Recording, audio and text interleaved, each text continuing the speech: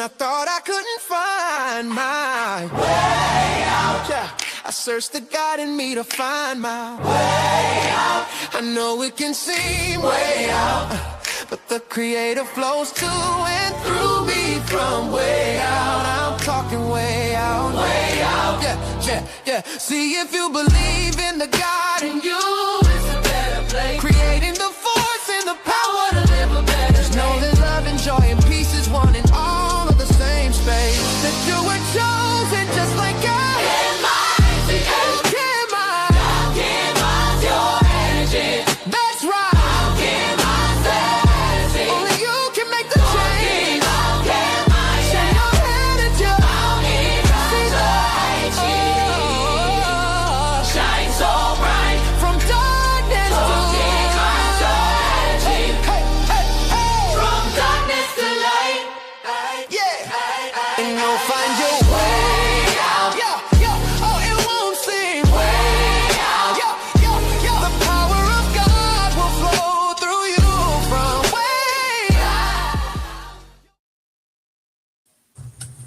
All right. Welcome to Alchemizing Energy. Today we have Janae Alexandria.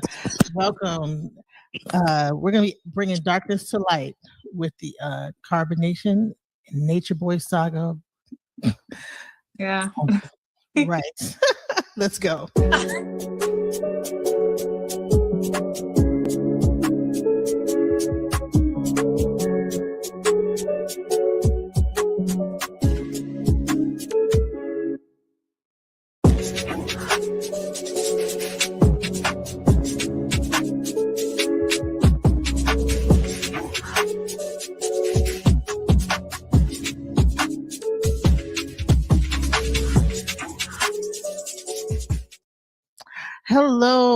Hello. Welcome to Alchemizing Energy. For this occasion, I brought on some very special guests of mine that are not only pillars in like the community, but also coaches and like life coaches and things like that. I don't want this to just be just a gossip fest. I want this to be a healing fest. And these are sisters that are very powerful that I wanted to bring to you so that we just not only have a discussion, but we actually have a very heart to heart and spiritual discussion as well. That's Shay. Okay, let me get my tissue. Yeah, get ready. I'm gonna let Napa kind of start things off. Okay. Yeah, Napa. I'm so happy to be here. First off, you know what I have going on? I don't know if you can hear. I can hear you now. You hear an echo? Yeah, no, you kind of clicked out and then came back in, I guess. Can you hear me now? Mm-hmm. Yeah. Awesome. Okay. All the technical difficulties dealt with so far. What happened? Where did our special guest go? I wanted to greet her there she is.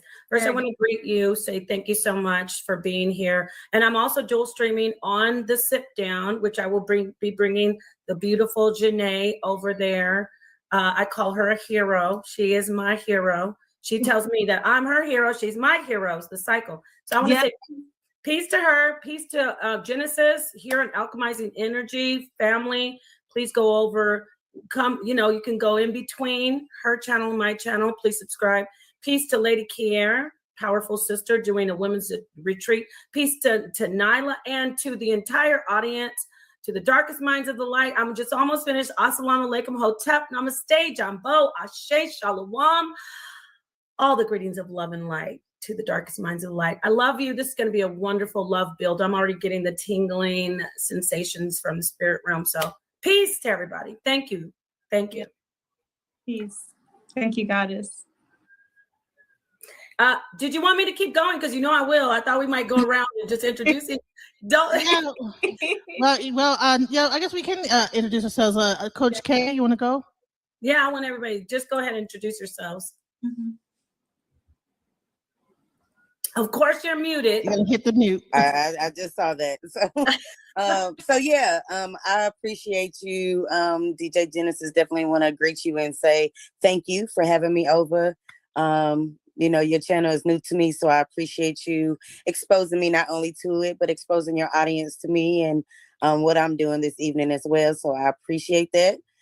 Definitely have to greet my sister Napashada. She already know where we stand. So darkest minds of the light, you know what I'm saying? And you, Miss Janae, I'm definitely excited to meet you and hear your story. And I appreciate the audience and everybody that's out there and being here for the build we're gonna have this evening.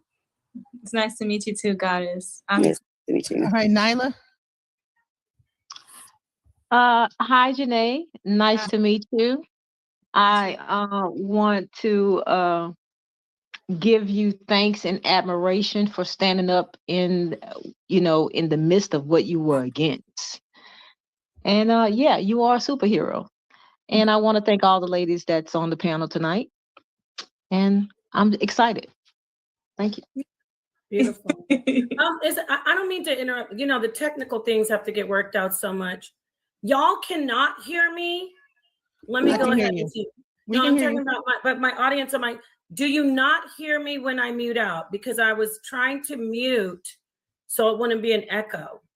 Put a yes or no. You can't hear me? What about now, William? Can you hear me? Because I'm screen sharing from Alchemizing Energy. Can you hear me on the screen share? Just a yes or no. You guys can keep going. I don't want to stop the show, but if you can't hear me, I'll just work. Okay, now you can hear me. Awesome. Okay. Love. Right, All right, okay. All right. So let's get this show on. Let's get going. So as we all know, I'm sorry. Oh yeah.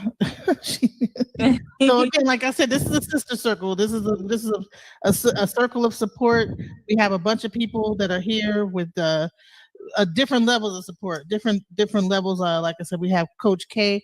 She actually she's hosting a retreat coming up for women in North Carolina, and that retreat is actually a survivors retreat to help women with trauma, and it's actually in North Carolina. I think that close to where you are. So really? I wanted to bring that to you. Yeah. So everything that's coming here is going to be like, man, just an offer of any help and support, counseling, guidance, all that stuff to help to go forward, because it seems like there's a lot of like things that are carrying on in this whole situation. Mm-hmm. And it's time for healing. Okay. Yes. The monster has been put away, and it's right now what I'm seeing is almost like you ever got a massage and your back is hurting, you get a massage and your back stops hurting and you realize, man, my knee is hurting now. My arm, now I notice my arm hurts. Because what happens is a lot of times you don't realize your knee has been in pain the whole time. You know what I'm saying? Because you've been sitting up here too busy worried about your back, Right. And it makes you more pay attention to those other things, Mm-hmm. And so I wanted to basically offer a group of sisters a support, so some support for you. You know what I'm saying? Different levels, Napa. Yeah, I'm so sorry. I don't know why the audio is not sharing on my screen share. Is that well, we'll have to figure that out because we got to get this going. Why don't you go ahead and let me drop out and I will come back. So you guys do the show. Janae, I'm gonna try to come back, and I definitely want to talk to you. So I'm gonna go out and but I'm gonna be watching, and so I'll jump back in. Okay. Okay. All right. Please. Okay. So let's get this. Let's keep going. Okay, Nyla. Yes. I'm sorry. It took me so long. Yes. All right. So let's start with any questions that you might have or anything that you wanted to talk her through. Okay. Before we start, my beautiful goddesses, I want to say thank y'all so much for having me, and I'm so excited to talk about what we're going to talk about. One thing, though, I would like to say before we get started is that I'm also watching my daughter. So if I tend to run out just for a second just to check on her, because she likes to move around and do things, that's the only, I would like to be excused for that, if that's good. Okay. Yeah, definitely. Okay. Yeah, no problem, absolutely. No absolutely. One second. I'll be right back, please. And thank you. I apologize for that. I'll be right back. No problem. So what I was really wanting to kind of start addressing to start off is that is love, right? Mm-hmm. the propensity to possibly go to be wanting to fall in love, right? So that's kind of what I wanted to start on, because I think that all this situation really is a situation of finding love, right? The whole like thing, whether it be the love of God or the love of a person or the love of like family, that's kind of where I think would be a good place to start. Do you want to start that off, Nyla or Coach or anybody in particular? I can go ahead. No, go ahead. I'm sorry. No, no, I was waiting on whoever. Okay, Coach, you started off while Yes. when she gets back. Well, I definitely can say that in a sense that is definitely what most people are seeking when they go out into the world, especially when they get caught up in any type of, here said occult or culture or any type of traumatic experiences that you experience, whether you're dealing with domestic violence relationships or if you're dealing with situations where you allow yourself to be used or misused by friends or family, and allow other people to kind of control you. Because there's a lot of times, it does deal with love because you're seeking somewhere to belong, you're seeking acceptance, you're seeking, companionship. And a lot of times when people grow up without that, if that has been something that has been absent in your life, or if you only got that from a small amount of places, your support group is real small and they're not around for you as much as they can be, then you're going to tend to kind of look for people that you can be with or be around that are going to make you feel important. And a lot of times we mistake certain actions that people give for love. And I think that's what the problem is. I think there's a misconception of what people actually think love looks like. And that's what I think is going on in Janae's situation. If you actually look at her situation, there's not just two men. People only focus on Solar and NaturBoy, but if you actually think about it, I'm not going to mention one of the person's name, but and then there's a guy. There's several guys that throughout this whole time that she has dealt with that has done her wrong. Right. And then I'm not sure what happened in her father, I'm not sure what happened in her early life so. Right. And those are the things that I always like to get to with people, because at the end of the day, these type of things do have a root cause. There is something that led up to this. People don't generally just end up in these situations for no reason. There's something in their life that led them to a place mentally and spiritually where they were capable of being manipulated in this way.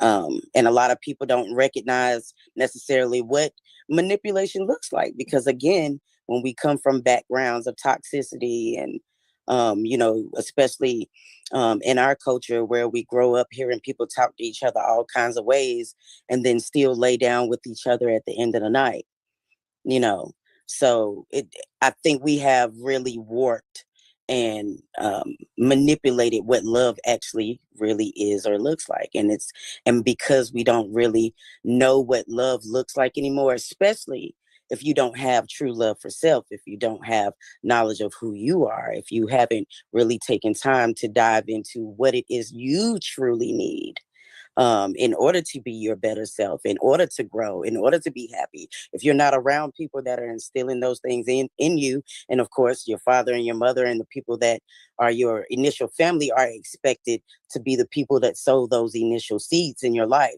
So it's even worse for people who come from a pattern where they didn't have that, so they're working with a blank. Here's the question. So Janae, have you ever been in love? Like, and what was your first experience of love?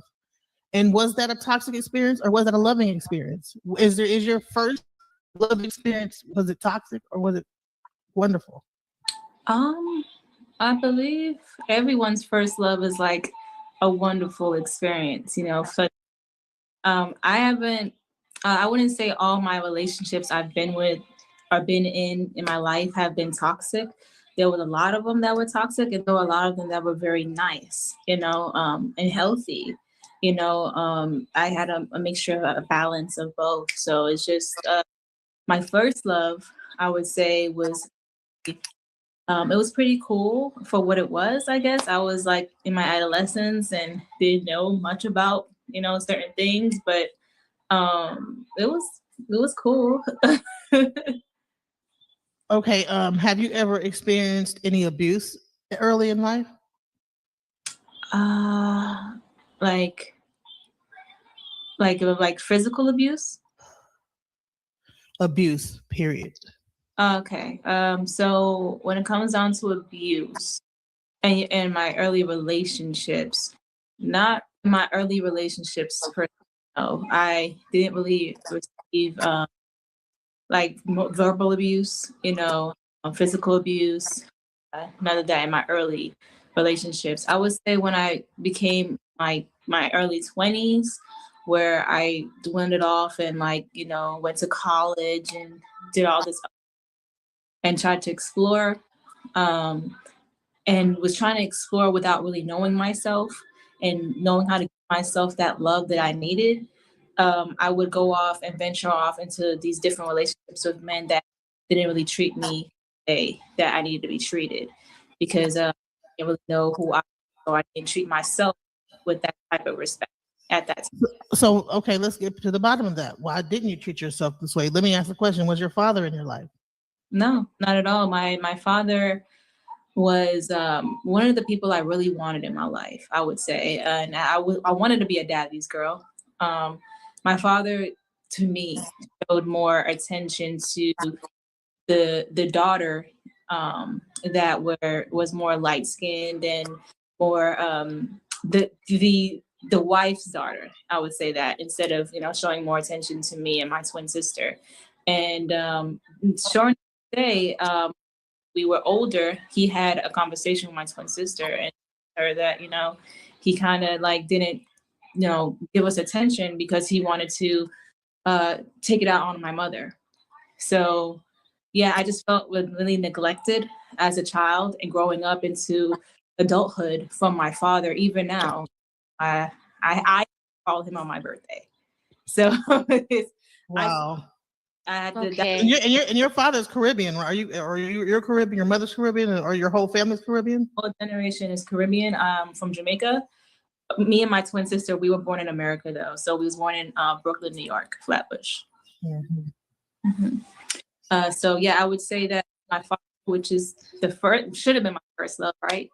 I didn't really have that relationship or connection with him, and I was just very, very upset about that. I would go through my elementary and middle school crying about not being at my shows or showing up for me and my sister, to the point where I had to, in middle school, I took, and because every time I got on the phone with him, I would just cry, just cry because I wanted to for attention from him. So I guess this attention from men in a way that wasn't healthy for me.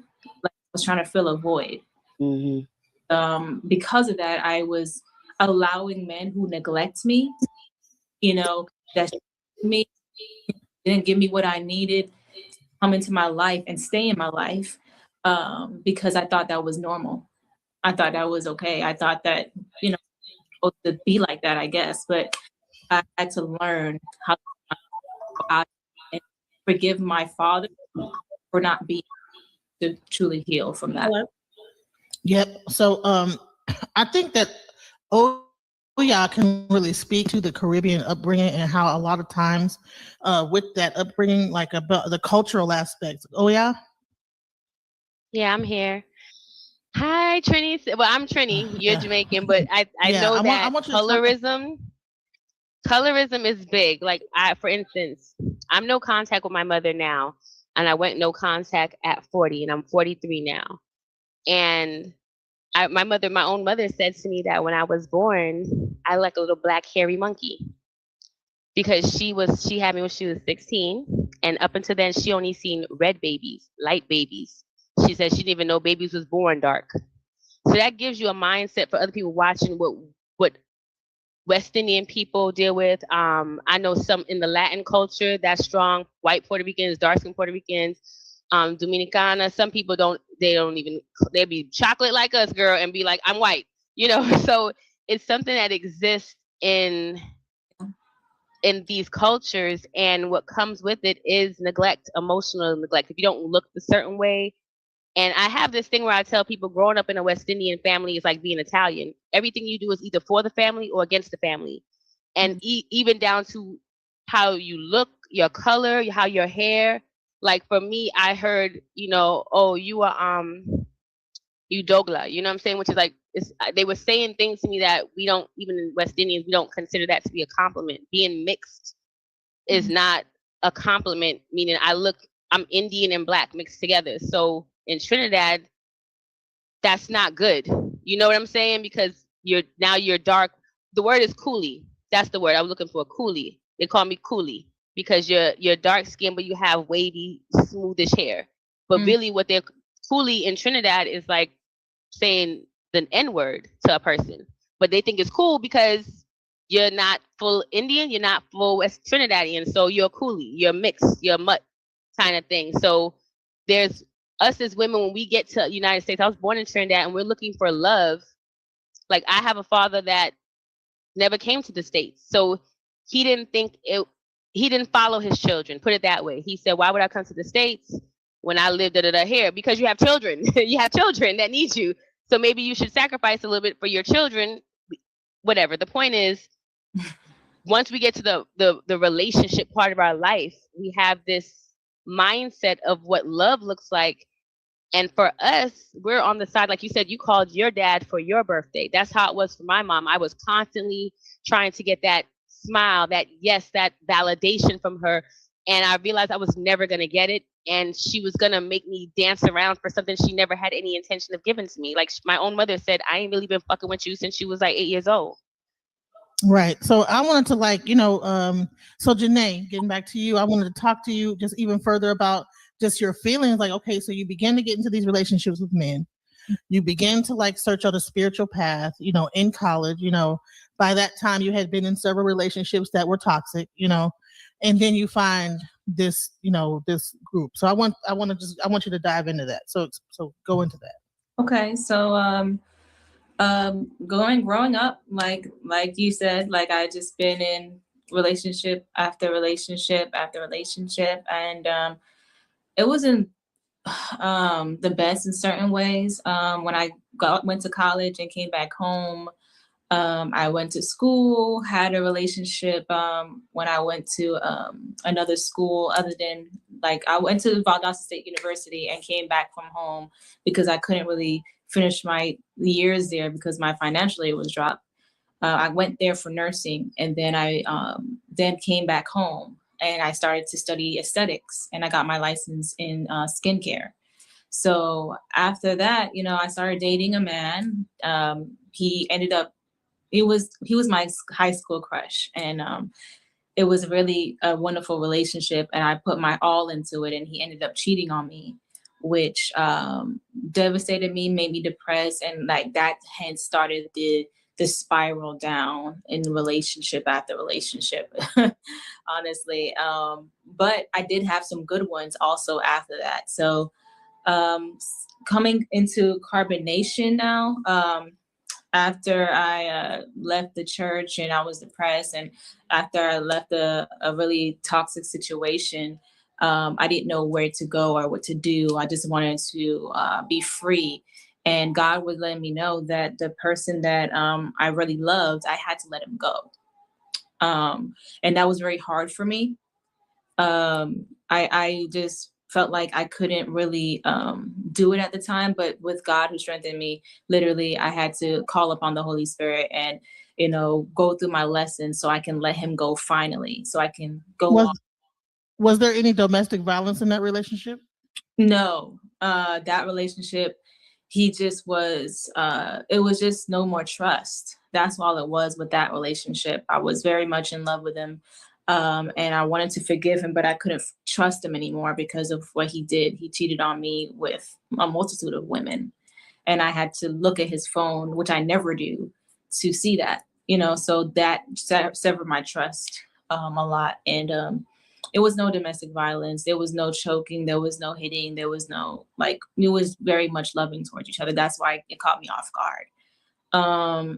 So, after that, leaving that relationship alone and going off into my own spiritual journey, into veganism and all this stuff, of course, his video comes up in the algorithm, and my sister is the one who actually introduced me to NaturBoy's videos. And he was talking about the archetype. He was talking about the Black woman that he needs, or in his life, or the Black woman is God and everything like that. So after that, he started talking about nature and everything, and that's when I started finding God in nature. And that's when I started to follow Carbonation and just became a fringe member, meaning a member that's like not inside the group, but follow the teachings. And that's when I started to program myself in the Carbonation laws and the ways of carbonation. So your initial introduction into Carbonation, were you more enamored with NaturBoy as a character, or did you also more see the other characters and begin to fall for them in a way? I would say the other characters. When I saw Eligio Bishop, aka NaturBoy, I could see a presence and a spirit. At first, I thought I saw a presence and spirit on him that wasn't like too kind. And it kind of scared me, but I liked the message, that he was producing, and the people around him were like angels to me.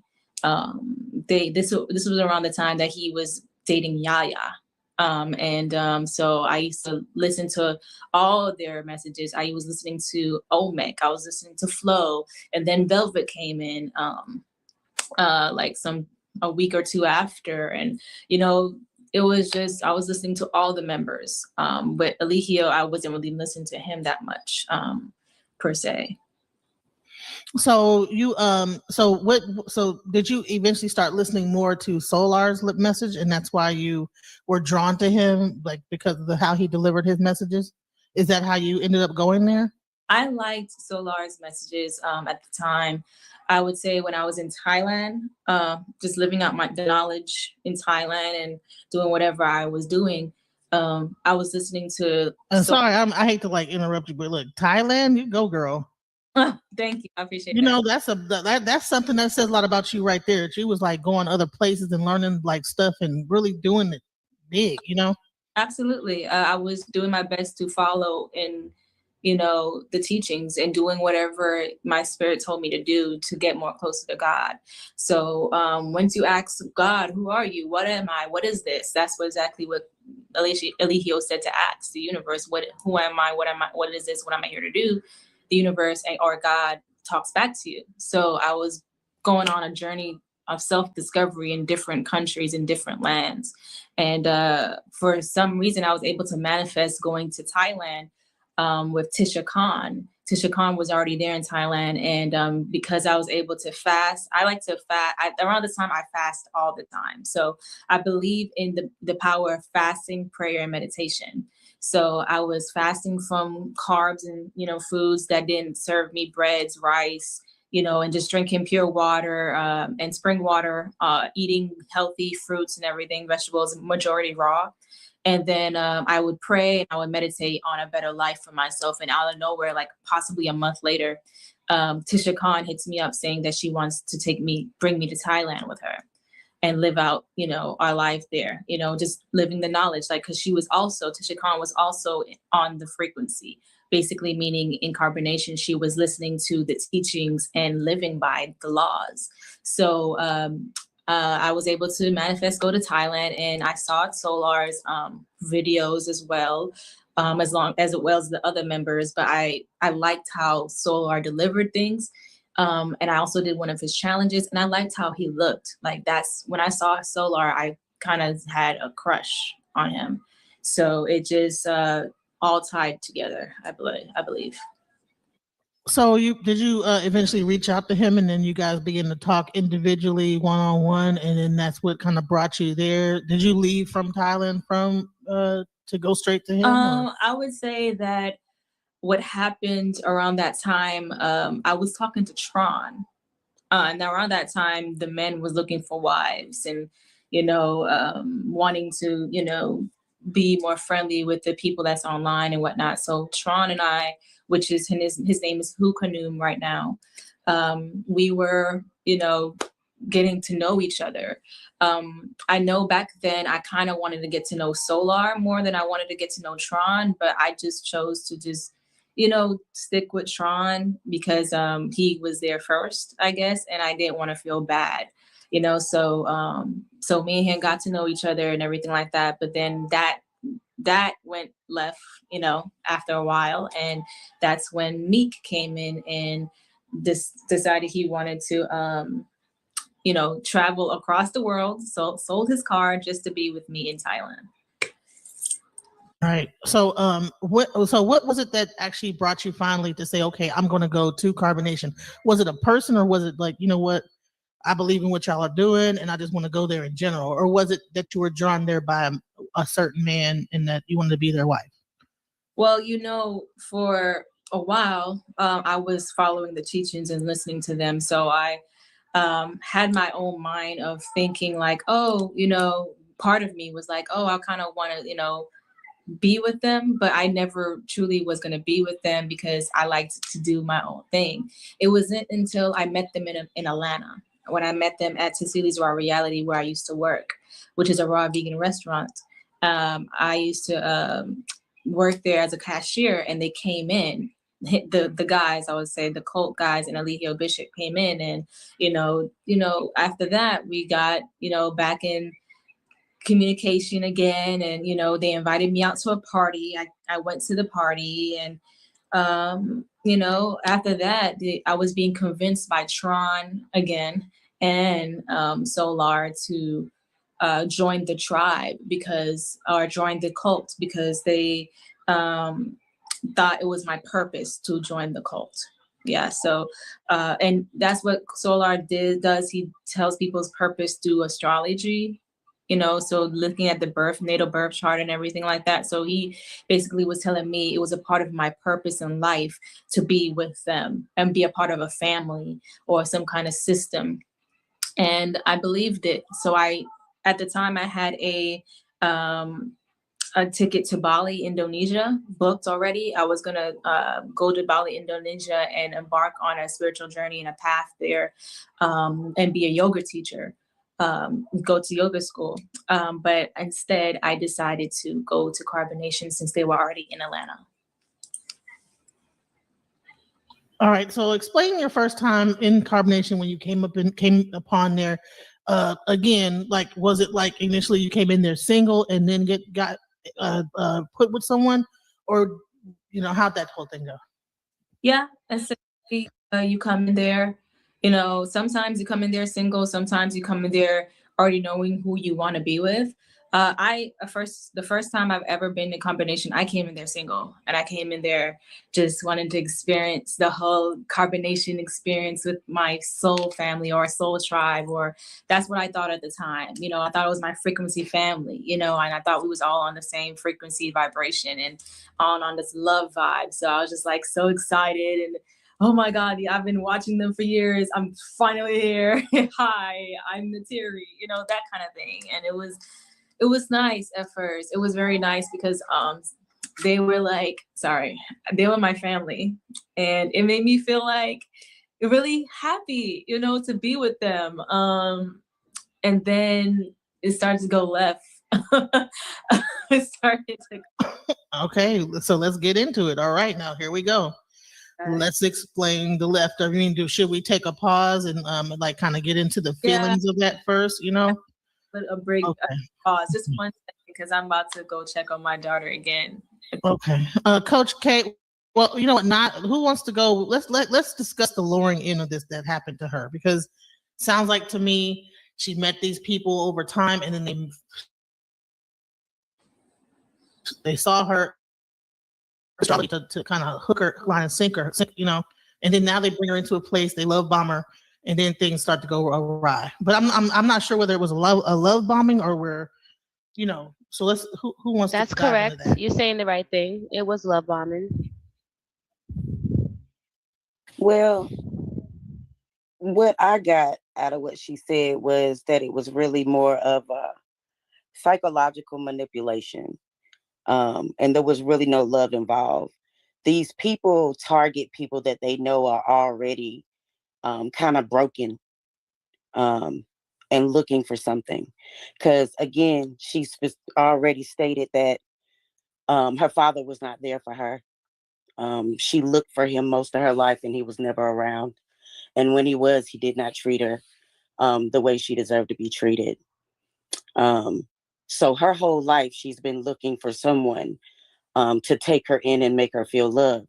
And one of the biggest things that narcissists um, and people who deal in psychological manipulation do is they try to fill those voids that they already know you need. Because the reality is, um, those people are on a journey. She's looking for something, and all those people, all those other women that came to them, they were looking for something. There was voids they were trying to fill. So they are, this frequency that they feel they're on is really people saying what manipulative narcissists say in any place, in any situation. Could be in your common church, could be a man that's, you're married to in your household. At the end of the day, these people play on your mindset, and they play on the fact that you don't have any real support, because people with real healthy backgrounds and healthy family and support systems do not generally succumb to these type of situations, because they are not out looking for something to fill the void, because they already have those systems in place. They already have addressed whatever the issues are in their life that have caused them to go these various places. These type of traumas and things are able to happen because people haven't addressed their issues, because people haven't dealt with their past traumas. So you are easily manipulated, because again, we don't know what love looks like. And when we don't take the time to actually love on ourselves and take the time to actually heal from our traumas, it is easy for people to manipulate those weaknesses, no matter how much you think you're covering up those things. The reality is, most people who have been manipulated, those people probably knew you've been manipulated, and they still manipulated you. They knew that you come from a heartbreaking background. They knew that you have been abused or used before. They knew those things. You probably told them out your own mouth what happened to you. Yeah, that's the biggest mistake that us women make, is we meet a person, we meet a guy, and we just blab all the personal business. Yeah, I was molested when I was 3 years old, and blah, blah. The ones for manipulators and predators, they count on that. They count on the fact that we tell them where they can go to hurt us most. They count on the fact that they already know these type of people exist out here, because we live in such a toxic world, and so many families are broken, men and women alike. But it's easy to prey on the minds of people who are already broken and weak and don't know how to love on self, who are looking for something to fill voids. We have to take the Was you time to speaking? fill our own voids. I'm sorry, I didn't mean to interrupt. What's your name? I'm Coach K, LaTorsha Spencer. Coach K. Coach K. Coach K. We need. Can we get Coach K's information up in this chat? I couldn't have said anything. You said it so eloquently, so clearly, so directly. And I say that as someone who grew up in the Dr. York cult, and as someone who watched Carbonation and was like, oh, I want to go there. That looks great. And then saw a few things and was like, okay, that's actually not great. And this is abuse. Yeah. So we go from place to place looking for, like you say, this love, this trying to fill this void. And it's very true. When you get a coach or a good therapist and you talk to them about relationship, I remember asking my therapist, so when I'm dating, do I tell them what I've been through so they know how to handle me? And I was emphatically told no, because human nature says that you could tell a guy, yeah, my ex-husband used to beat me up, call me names, control the money. And he may think then just like saying your food is nasty is not that bad, because, well, you dealt with all that other stuff. That's how it was put to me, that human nature says that they'll do other things and thinking and rationalize in their own mind, a good person, mind you, a well-intending person, mind you, in their own mind, well, this is not as bad as what you told me you went through. Right. I appreciate everything you said. Yeah. It's and it's a big factor. We have to These Be things. careful what we tell people about ourselves, before Yes. we meet them. Did you tell them at all about yourself, like any trauma that you've been through before you actually joined the group, What? Janae? Sorry. Not that I know of. I don't remember telling them anything like trauma or anything, but they did ask for my natal birth chart. And something I did remember while I was changing my daughter's diaper, being there with her reminded me that initially, right, when I was talking to Tron, he wanted me to be his wife and everything like that. And I had to tell him many of times that I don't want to be his wife because I wasn't attracted to him like that. I just seen him as a friend.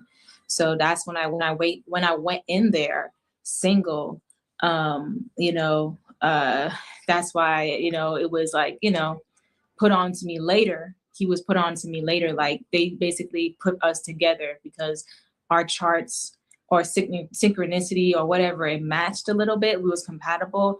So Eligio put us together because being in the cult, you supposed to kind of be with someone at that time.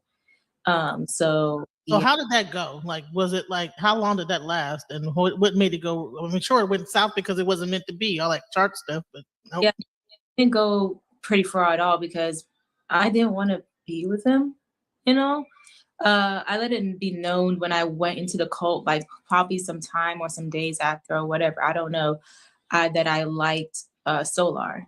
I liked Courtney, the father of my child. So explain how that situation manifested itself and how it went.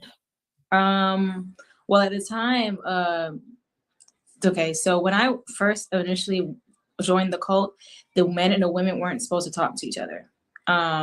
So when I came in and I started talking to the men like normal people, like just talking, the women got upset and some people went ahead and was letting me know that we don't do that here and all this other stuff. So when I went to Eligio about it, he held a meeting and he basically told everyone, let's stop being weird. Everybody can talk to each other now. So he basically changed the rule when I got there. And so we was all conversing, all of us was communicating, and we would all hang out with each other. The men and the women was just talking at night now that everybody can correlate and be in the same room. And I let it be known that I liked Solar, and after that, Solar took upon himself to have a private meeting with him and Zoka, because he was with Zoka at the time. And because the cult was polygamous, it was allowed to have multiple wives there. But when we had that whole meeting, me, him, and Zoka, seeing if it could work and everything, he's gonna ask. Excuse me if I say Baba G, because that was his name at the time. Eligio's name was Baba G. So Solar went to Eligio the next day, and Eligio basically was like, no, she can't be with Solar. There's none of that here. So it didn't. So you think it was like, no, only one person could have all the wives? Like it was almost like if Solar had two wives, it would he'd be almost equivalent to him. Do you think it was like a thing like that? Like, yeah, I can't have another dragging around their balls up in this. Only one big ball niggas up in here. You know what I'm saying? Can't have two. Yeah. At the time, I was very in tune with my intuition and very in tune with just hearing thoughts around that time, because like I said, I was traveling everywhere in nature, and also I would meditate and pray all the time. I would meditate in the forest in the middle of a river on a rock for hours. I was very in tune. So when that moment happened, when me and Eligio and Zoka and Solar had that meeting, and Velvet at the time, because Velvet was there as well. When we all had that meeting that we wanted to be together. When Eligio said no, I heard and I felt something. Something told me that he was only saying no to save me on the side. Basically, like he was saving me from being in that relationship because he wanted to have me to himself. And I looked at him and I was just like, whoa, why am I hearing this? Because, I didn't really see his character online like that. Like, the manipulation, abuse that he was doing and everything like that. I was on and off looking at the tribe. But when I felt that, and I heard that in my being, because I knew God wouldn't tell me anything different. I was just like, what is that about? Because he's with Velvet. I don't see why would he want me to himself. You know when you can feel something and hear something, right, on somebody else, you can feel and hear their thoughts. That's what I heard with the yeah. With the fasting too, you will do that. You fast long enough. Yeah. Were you allowed to actually meditate and fast when you were in carbonation? Oh no, they meditation was considered like walking or doing things. He said everything was meditation at that time. He was like, so no one would really isolate themselves and just sit there and go into stillness meditation and get one in tune with themselves. They were always doing something. And so we weren't allowed to meditate. And if we were to pray, it's like basically praying to him after a while. He was like, people pray to me because I'm God. That's what he would say. And what did you think when you heard that? Were you like, did anything intuitively come into your mind? Like, hell no. Or were you like, okay, sounds like, and probably so sleep deprived and so talked out. Because I heard he would like have y'all like up all night and like kind of keep y'all. And that's another form of actual brainwashing. When you keep the person up, sleep deprived, food deprived, that's how you get into the person's subconscious mind, by neglecting them of like what their needs are, and then they begin to basically just become robotic, to where they just do what bend to your will.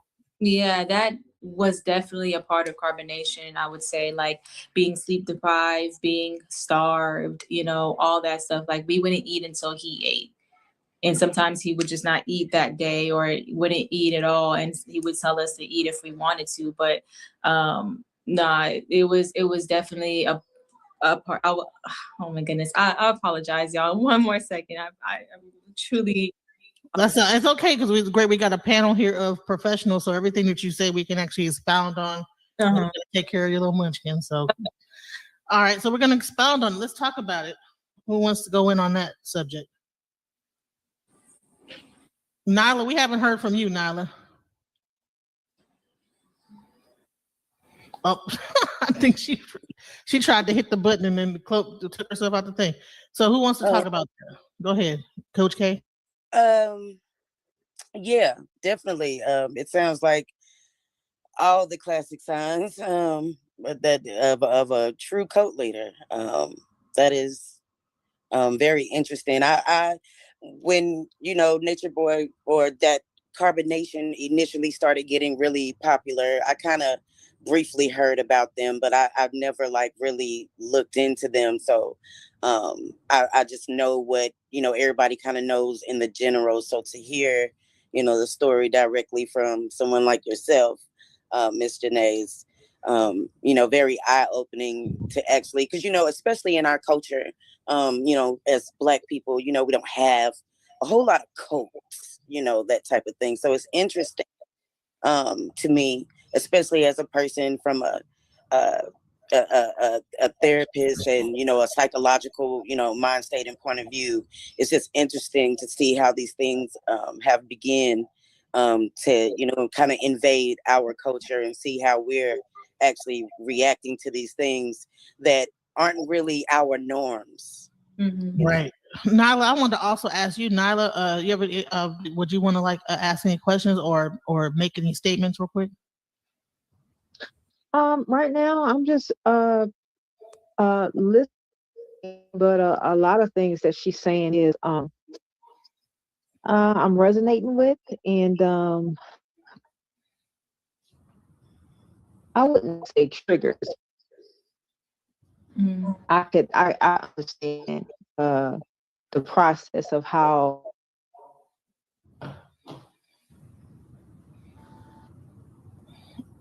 I think your mic go out. Yeah, it's breaking up a little bit. Yeah, she's standing out. Your mic is going out, Nyla. So we're gonna like move further into the story. Let's kind of go may I deeper make a into statement the story real quick, if it's all right? Go ahead.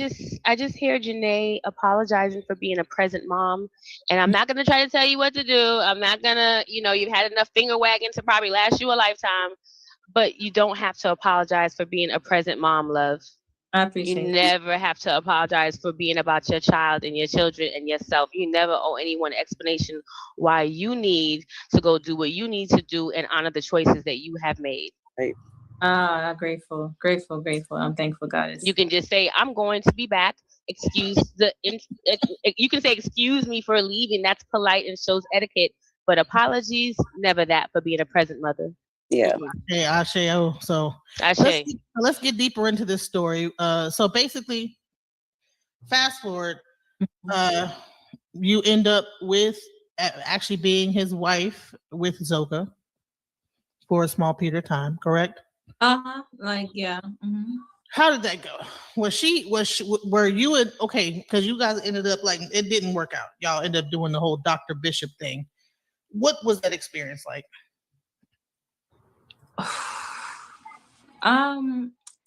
Okay. So with that, I would say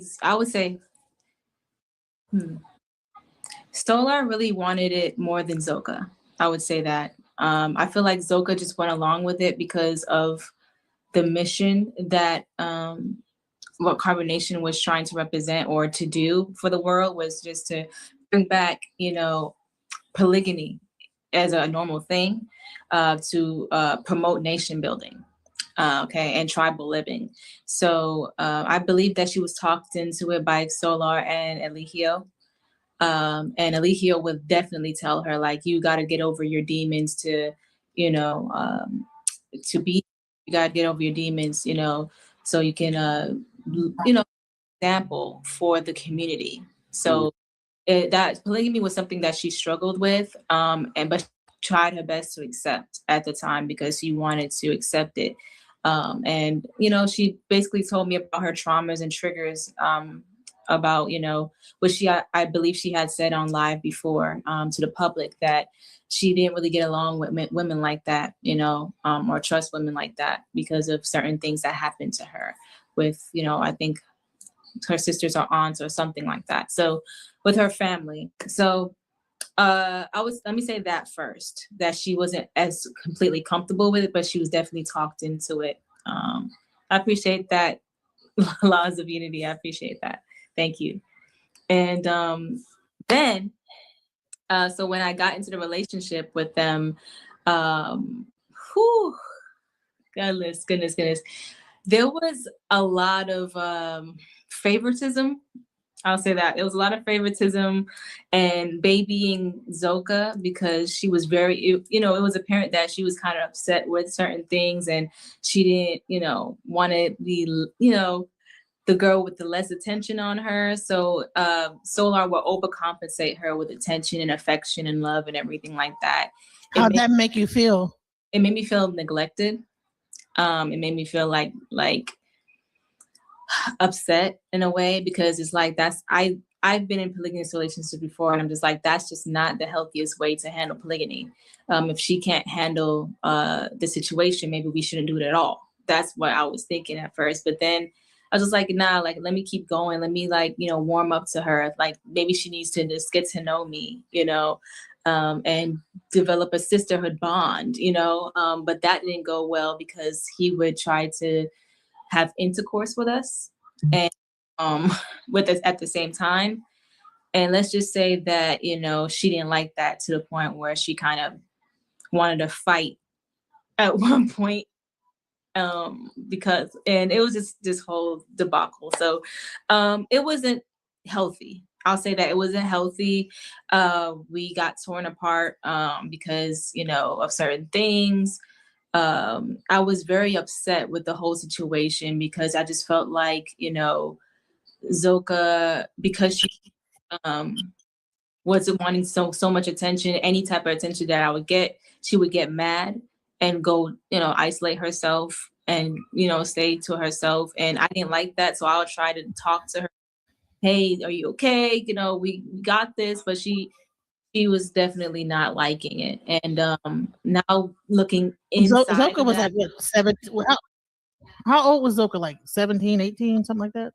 I don't believe she was that young when she entered. She was like 19, 20 when she entered Carbonation. So I believe around the time she was probably 20 years old. Okay, because I was thinking maybe it's because she was young.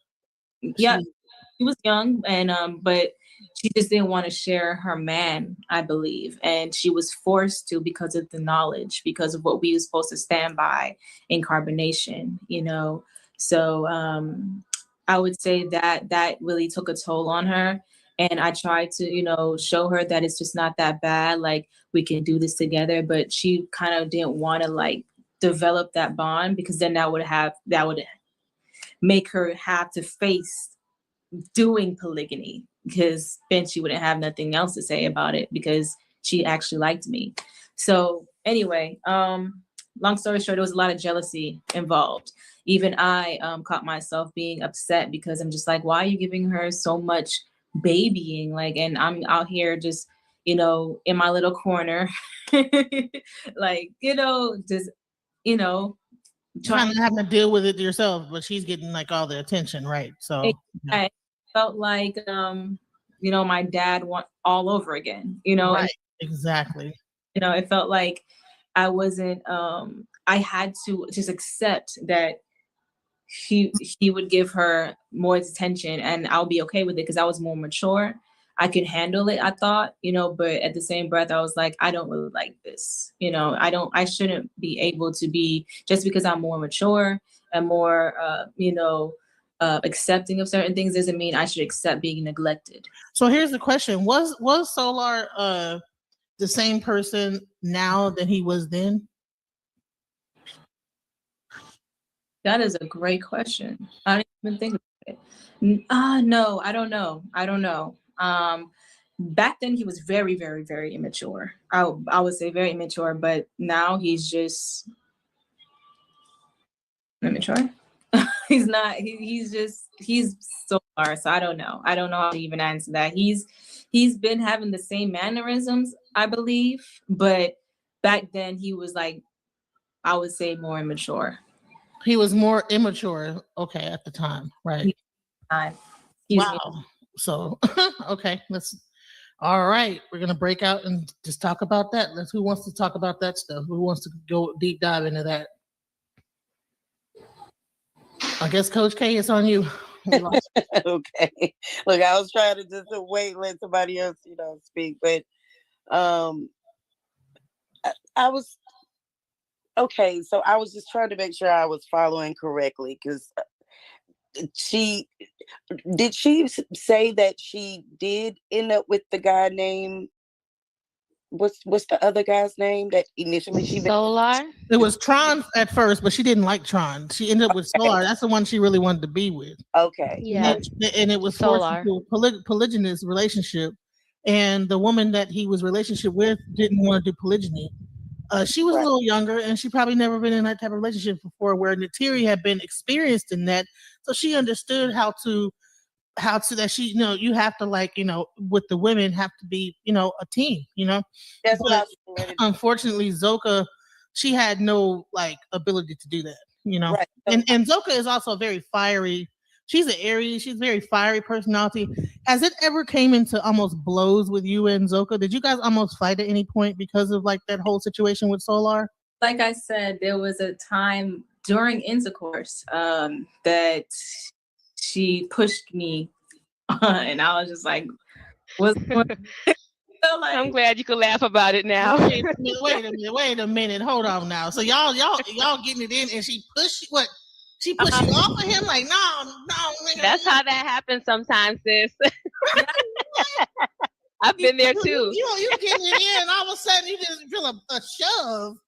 You can't even close your eyes because you don't know until it happens, to be honest. And you know, it's when, you know, if you're a woman, you know how we are when we're in our bag, as they say. You might shove someone. Oh my God, that sounds like something off the news or something. Wow. Yeah, so I'm glad she can laugh about it now. Yeah, I definitely can laugh about it. So Janae, did you said that you eventually, well, hopefully I heard this right, is that you kind of figured out later that wasn't for you. Polygamy wasn't for you. You weren't comfortable with it. No, she was. You're comfortable. Oh no, let me be quiet.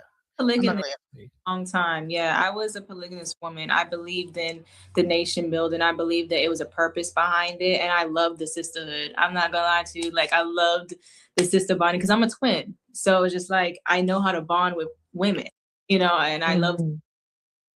Are you bisexual at all?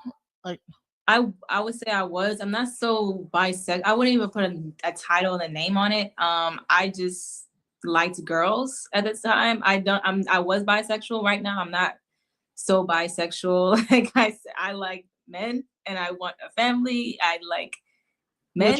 would you ever do polygamy again? No, no, no, I wouldn't. Why? I just wouldn't. I don't see the point of it. I to do it for me. I've already done it times, and I'm actually a one man, one woman type of woman now, and I like it like that. So I want to build with that one man, and he builds with me. And we have our family, our empire, whatever that is, and I think that's a more traditional way in some other cultures. Like there's cultures that only deal with one man and one woman. And yeah, I dig that. For that one. Coach, you got a question? I just wanted to chime in on that, on the polygamy thing. The reality is, in America, we have gotten to a place with polygamy where most of us who do practice it, people who do practice it, are practicing it from a wrong point of view. When I have looked into people who do have successful polygamous relationships in situations, what I have learned, especially if you take it all the way back to Africa, with certain cultures and tribes who have practiced that, these things are women led, women facilitated. Hello, thank you. Women are generally the ones in charge of picking the wives and picking each other, so that you don't come in with that type of conflict, and the sisterhood is already there because the women are dealing with each other first, and then we decide what we're going to do with the man. But in America, this has been turned into something that patriarchal system, right? The patriarchy. The patriarchy has taken over. Patriarchy. They have, which is funded by women. Let's go ahead and keep that real. You don't have a patriarchy without some type of matriarchy. Right, Women are. right. So they have to actually submit to the patriarchy in order for it to work. Yep. Right. But the reality is, in the really successful relationships with that, the man has submitted to the women. And he does what they need him to do in order to make the household successful, because they are the backbones. They are the side bones. They're doing all these different things. They're rearing the children. Teach, coach. Teach. So, in situations where it is polygamous, it's not necessarily that polygamy is bad. It's just that the people who are facilitating the situation are doing it to be manipulative. They're disingenuous. You know what I'm saying? Because if they were genuine about it, they would be sending y'all to go find the wives. They wouldn't even be looking for the women or recruiting women. You know what I'm saying? Because it would be based on need and reason for that. Like why do we need more? Do we need more children right now? And even the thing of having more children, there's a plan in mind. I mean, do we need a doctor in the family? Right. Because that's going to determine what kind of woman you even going to bring in the household. Everybody's because we're trying to everyone, because we're thinking generations ahead to make sure this goes the way it needs to go. And another thing, the whole sexual thing by bringing you guys in a bed together, I would believe that would be unheard of. Okay, most polygynous relationships that work correctly, each person has their space, their time. You would give one woman their time with you. You give another woman their time with you. You don't mesh it in, because now you're absolutely confusing the whole situation. So I just wanted to address that's why that whole thing was faulty to begin with. Yeah. And from my understanding, and my NaturBoy didn't allow you guys to have actual, what we would consider lesbian relationships, which again, a lot of us do not know the history of what we call lesbian relationships. Again, do not necessarily or actually include sex at all. It's the nature of the depth of the sisterhood. Mm-hmm. That is what actual lesbianism comes from. It has nothing to do with women sleeping with each other. Mm-hmm. So it's like this idea that I could see when certain women came in, like Star, who had natural lesbian, as you say, awareness, meaning I'm here for my sister. I'm protective of her. I care about her well-being. that was not allowed. So it makes sense that you would have been pushed in that situation to be intimate with both of them at the same time, considering how Eligio or Nature Boy actually ran his organization, cult. Oh, okay. Oh, I think somebody might have called or something like that. Yeah. So she probably could kick off. I'm here. Are people calling you, or is that what it is? No. Okay. All right. So let's go further into that. So so how does the relationship end finally with you guys, and then you move on to eventually get brought into Nature Boy's fold? How did that end? It ended abruptly. I remember also going to Eligio one time and just talking to him about certain things with the relationship, because he was the guru that you go to him for everything. He was God, or the caretaker, whatever, the therapist, anything. So he would just encourage people to go to him for advice with their relationships. So I went ahead and asked him about certain things. I told him about certain things, and he was just basically saying, "See, I told you for you, you know, you need to be with me, all these things." And I'm just like, I don't know about the be with you thing, but I see what you're saying. Like, I see what you're saying. I was telling him I see what he's saying. So eventually something happened. I don't remember what happened. Did you leave after you had to leave with Zoka, or is that like after you were with Nature Boy? Huh? Did you leave the group after that relationship dissolved with you and the Solar, or was that after you were with Nature Boy? No, that was much later. When I left, much later. So I had got with Nature Boy, and he wanted me to be one of his wives or whatever like that, I believe, around the time. Excuse me if I'm trying to remember, because just so much has happened since then. Even though it was just at 2020, this particular happening was at 2020, but he wanted me to be one of his wives or whatever. And he made me his wife afterwards or something like that. And we went to Hawaii, got arrested, went to California. And at California, he was showing me favoritism. But at the time, Zoka wasn't having it, because I guess she was just upset because I had a conversation with Zoka. This is around the first time I ever apologized to her. She recalled the conversation I had with her, telling her that I was apologetic because I was in love with Solar. And even though we were split up and I'm not supposed to be thinking about him, I still dream about him. And I went to her and talked to her as a woman to woman, because I'm just like, I know that somebody you're with, or there's somebody you're pregnant with, because we have found out she was pregnant by him at the time. And that's when, I was just like, no, I'm not dealing with him at all. Like, that's her man at the point. But I still would think about him. I would still have feelings for him. And I told her, yeah, I see that. I still have feelings for him, and I want to let you know. And I kind of was trying to get advice from her, because I didn't know how to deal with my emotions. So she recalled that incident that me and her had, that conversation. And because Nature Boy was showing me favoritism, she went ahead and told him that, well, she still wants to be with Soul. She still has dreams about him and stuff like that. So that kind of put a damper in how Nature Boy saw me and everything like that. But I didn't really care, because I wanted to be with Solar. Like, that's the thing. But I wasn't going to put myself in that again, because first of all, it wasn't allowed. And secondly, that she was pregnant. So at the time, I didn't do with my emotions and feelings. So I desperately did want to be with him, but it wasn't being allowed. The polygamy wasn't being allowed.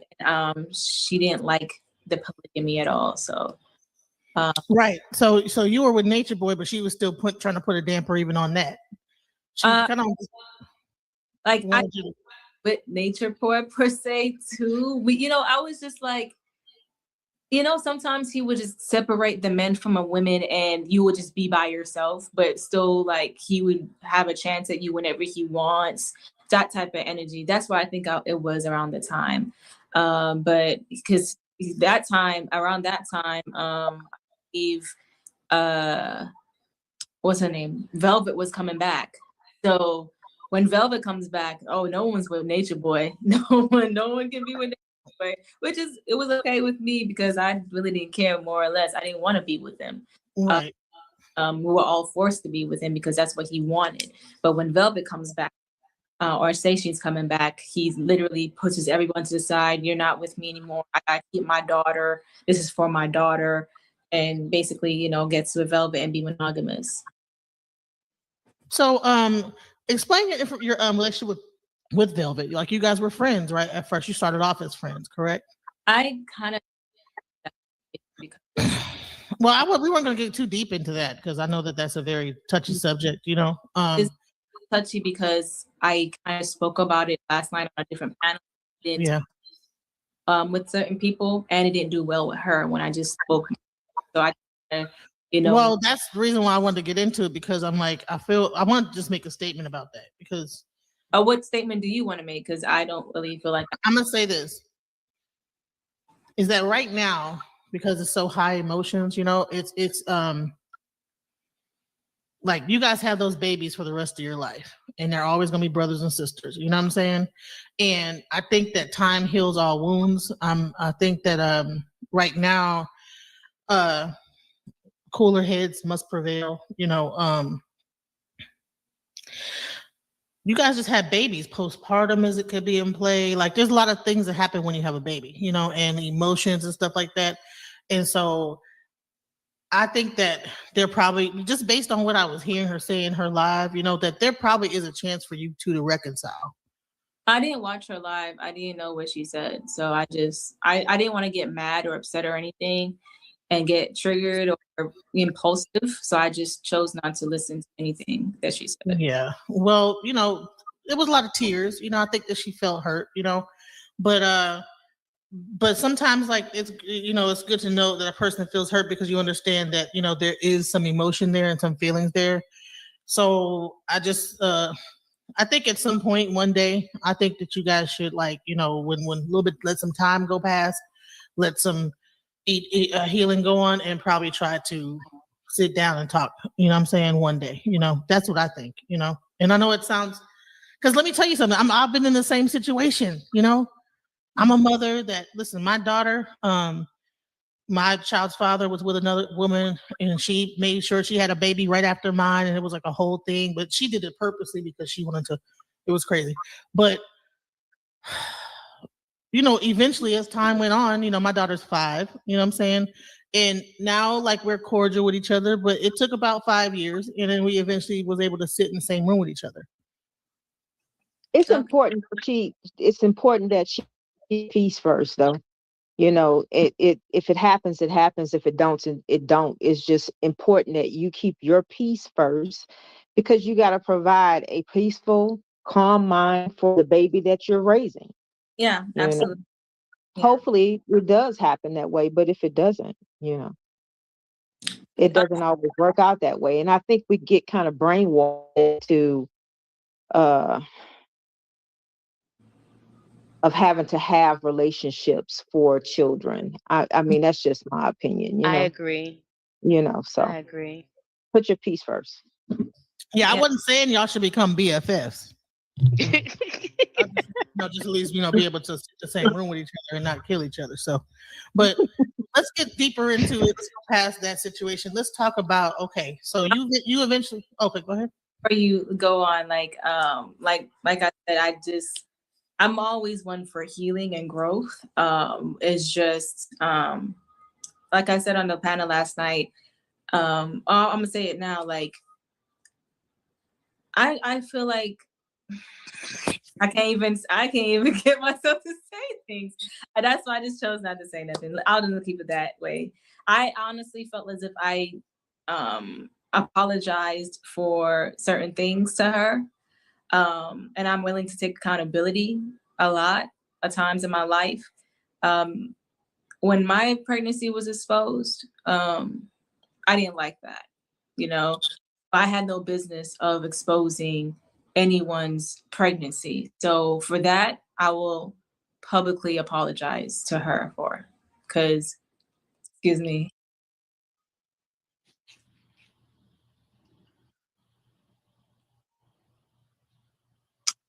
I was angry Take your and time.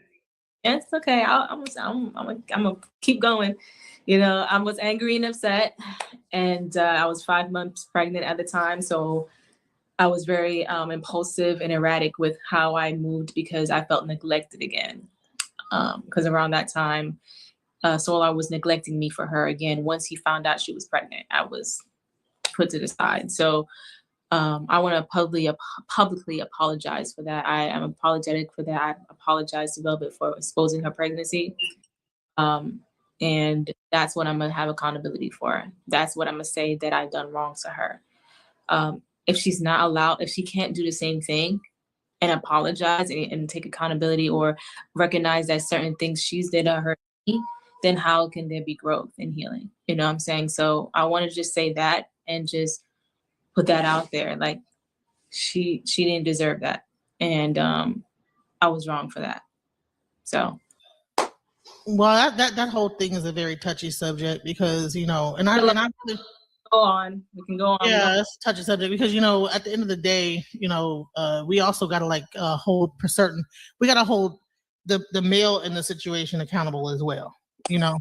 Oh, yeah, of course. Like what? That's not even, I thought that was already understood. Right.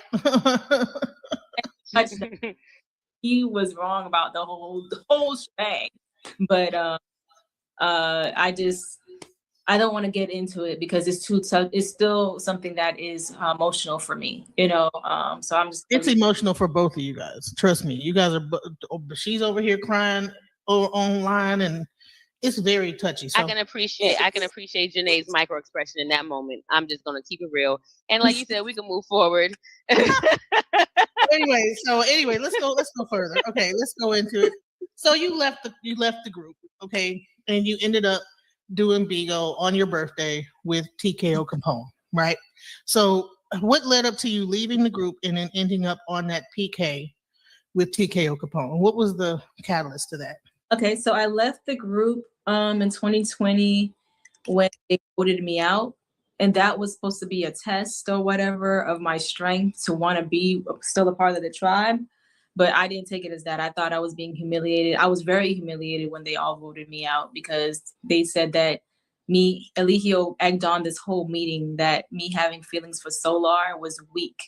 And they didn't want weakness in the tribe, in the cult. So I just was voted out. And I tried so hard to deny the feelings I had for him because I didn't want to seem like I was weak. I wanted to stay in the knowledge. I wanted to prove I can stay on the mission and not think about Solar and everything like that. So that was weird. So I was voted out. I was voted off the island. And I ended up going to Atlanta. Well, hold on. I just want to stop there. What was it that made you feel so deeply about Solar? Like you just said he was immature. You just got pushed off. Y'all was getting it in. You get pushed off of him. It don't sound like a fun time. I'm like magnetic about him. Was it the sex, or like was he knocking it down, or like what was it that made you like so into him like this? That I thought he was very intelligent. He had the gift of gab. I thought he was just very smart. I liked how he looked. He was attractive, but the most thing that I would say attracted me to him was the obsession I had over the twin flame dynamic. I thought that for some reason, I thought that he was my twin flame. And because I was so bent on completing a mission and a purpose here on Earth, I believe that twin flames come together to complete their mission on Earth together. So I thought I was supposed to get with him to complete whatever I had to go complete. And around that time, that was a spiritual awakening. That's when twin flames. Well, technically, you did complete the mission because you had your little munchkin, your Poogie bear. I guess that was the mission, right? I guess so. Yes, it is. That was it. That baby was meant to come onto this earth. Yeah, she definitely. So I just want to say that at the end of the day, just know that the mission is complete. You know. Yeah. So that's what I guess attracted me to him. And what was the other question? There was something else you told me, asking me. He was telling me, what was the question? Well, I was asking you, what was it that was such a big deal about Solar? Like, what was it about him that made you so drawn to him? But you said the twin flame. About Solar, honestly, but I because he is a part of the story, I'll expand on it. But the that was it. That was just the obsession of the twin flame thing, the dynamic that I thought he was. I thought he was my twin flame.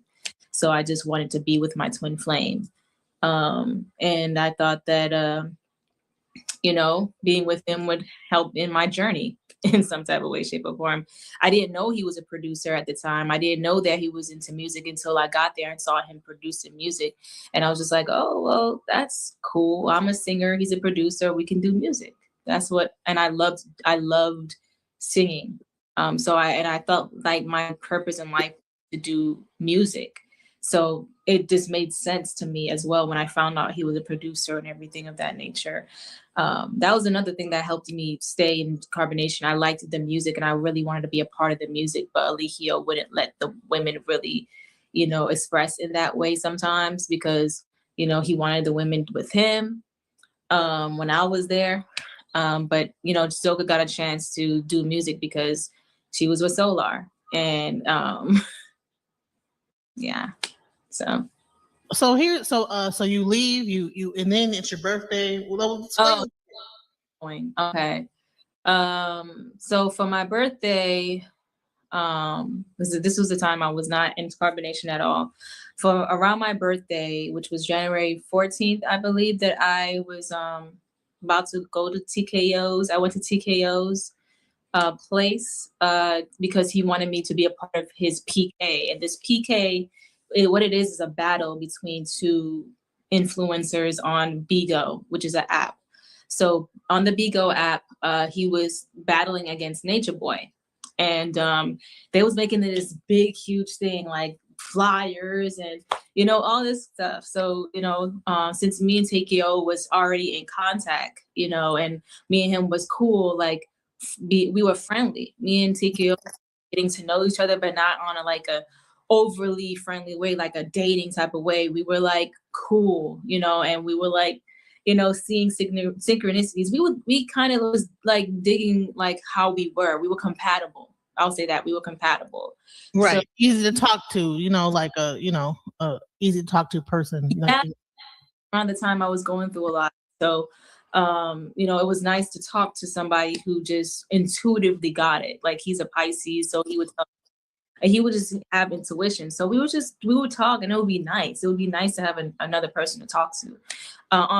Text. I would say text and then talk on the phone as well. So anyway, he wanted me to join the PK and I kind of was like, oh, that sounds cool at first. But then I thought about how NaturBoy would feel.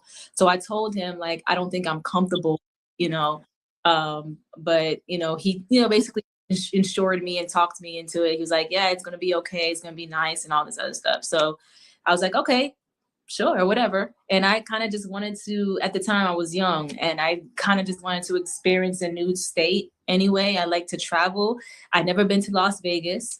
And he was telling me for my birthday, he would take me around and show me Las Vegas and take me out and stuff. So I was like, sure, I would love to do that. He flew me out to his home and meet Armani. And there was another person there, I forgot her name. She came in later. But we did the PK. NaturBoy was not happy about it at all. I didn't really think that he was gonna care because I didn't think he liked me like that. So, let me tell you something. I'm gonna tell you something from the outside looking in that you probably wasn't aware of, right? So because of the way you left, right, and that there was like this whole like upheaval about you leaving, and then you've been gone, and I think there were some like lives that were done, lives that you had done. Then like what TKO Capone was like, well, I got a surprise for you for the PK. Mm-hmm. And then he brings you out like surprise, and then here you come dress up. So it he kind of used you in a certain way because NaturBoy and him were like little like rivals on yeah. he used you as like, oh, hey, I got your girl. That's how it looked. Just FYI. So, but did you feel like used in that moment? Yeah, absolutely. I knew that it was for a clout chase. I knew it was for a stunt. And as it was inching into the moment, I just felt more and more like uncomfortable, like, I don't want to do this. I don't want to do this. But then, you know, he did the signal, which was him asking me, to take off his coat. That was the signal for me to get on the camera. And when I went there and took off his coat, got on the camera, if you could see, I was so uncomfortable. I was so uncomfortable because I was just like, oh my God. What? Right, exactly. Oh man, but you didn't show it though. No, not at all. I had to, it was like lights, camera, action. I had to be like, all right, well, facts. You know what I'm saying? That's right. I'm over here. And after I did it, you know, it felt weird, but then people were just so amazed and people were like happy and they were like happy to see me with TKO and all this other stuff. It made me forget like how I felt about it initially. I'm like, okay, whatever. He'll be all right, whatever. But I told TKO before. I kind of didn't want to do it at first because I still at the time, I don't know why in my mind, I still looked at Eligio as a teacher to me. And I didn't want to hurt his feelings anyway, but I didn't think he would get hurt like that. He wasn't hurt. I didn't know he liked me like that. I guess it was because I looked so beautiful in that video.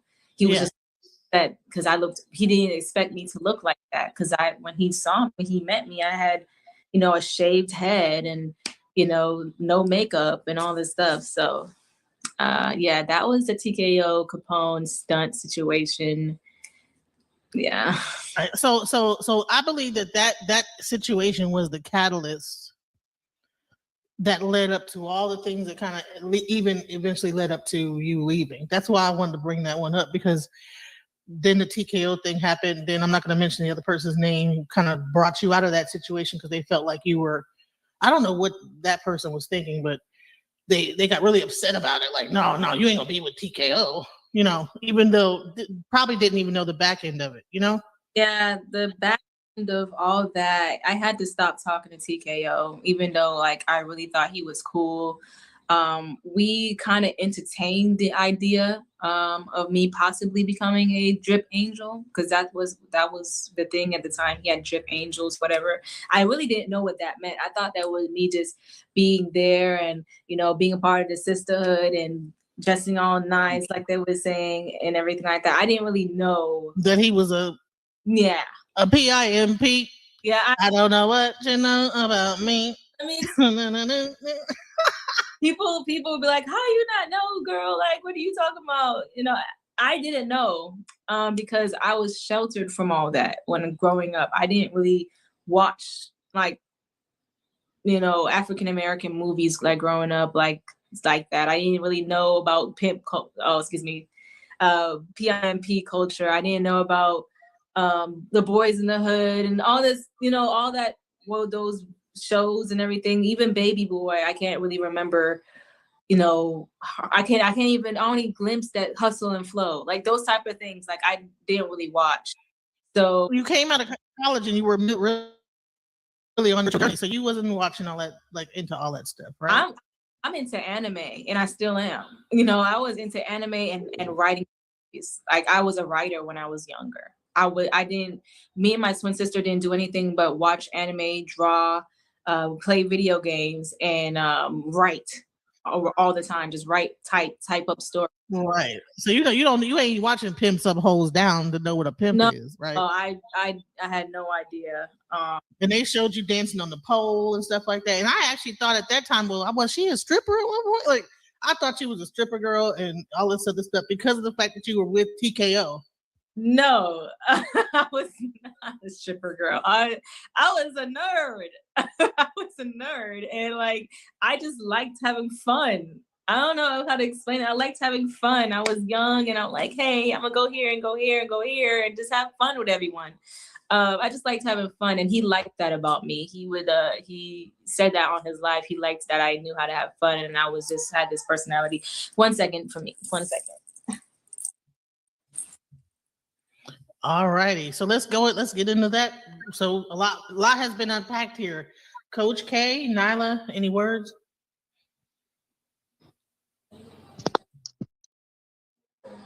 No, I'm good. I think she's pretty much explaining a lot, explaining everything.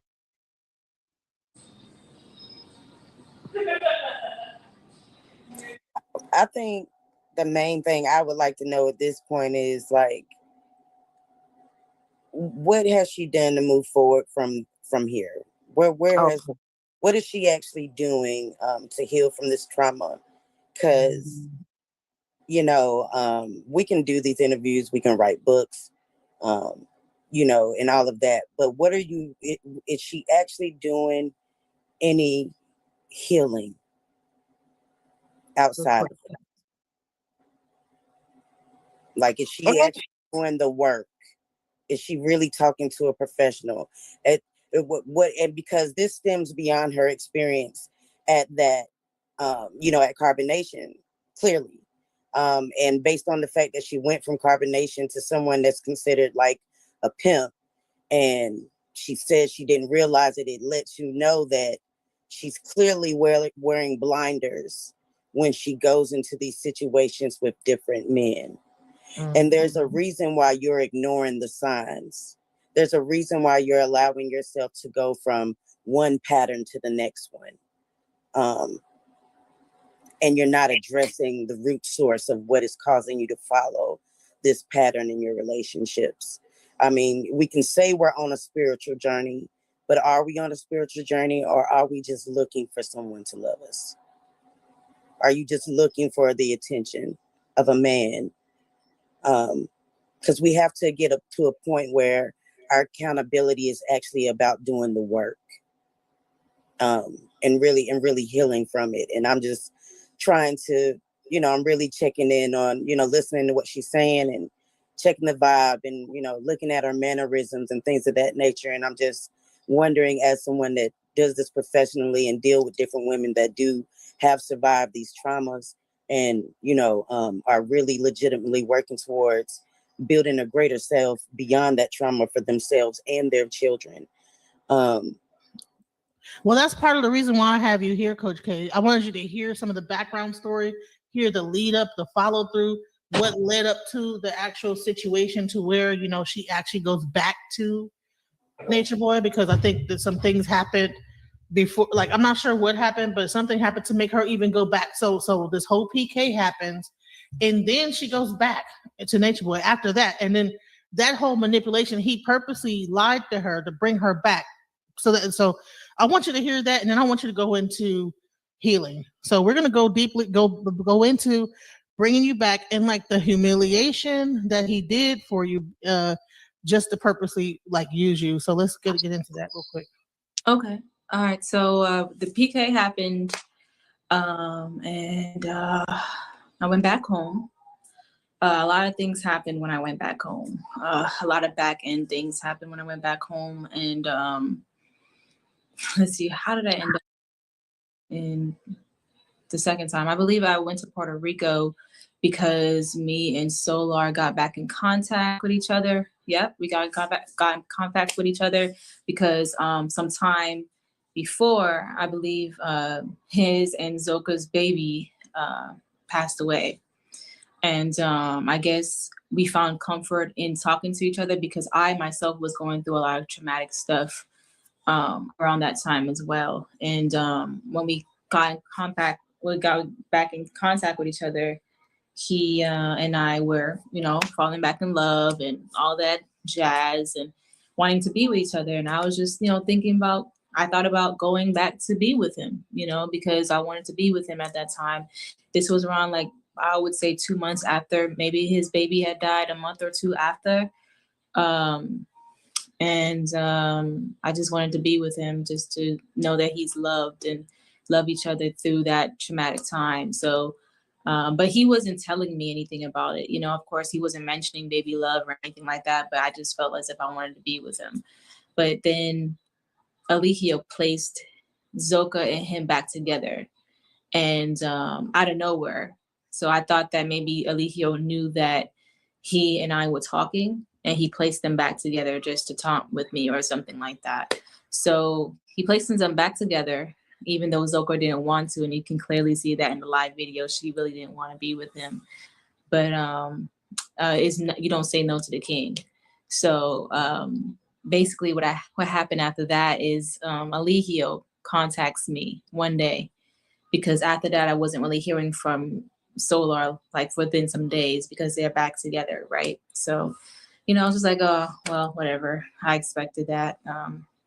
Then Eligio contacts me and tells me that he had a dream about me and Solar being together, and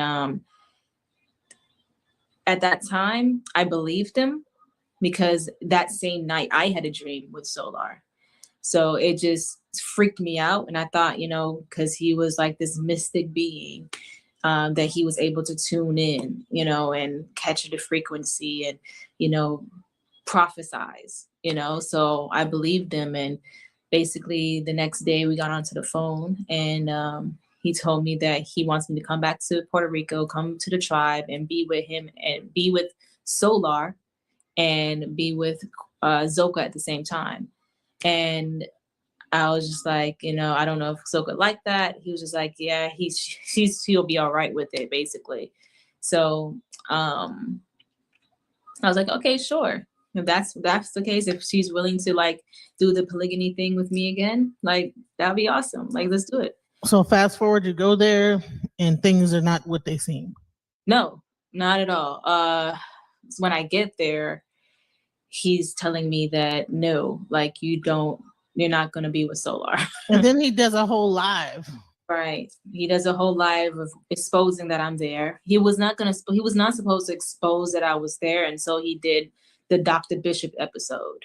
But since he wanted to tarnish everything right then and there and manipulate the situation to where he gets with me, you know, he just does a live and exposes that I'm here, humiliates me.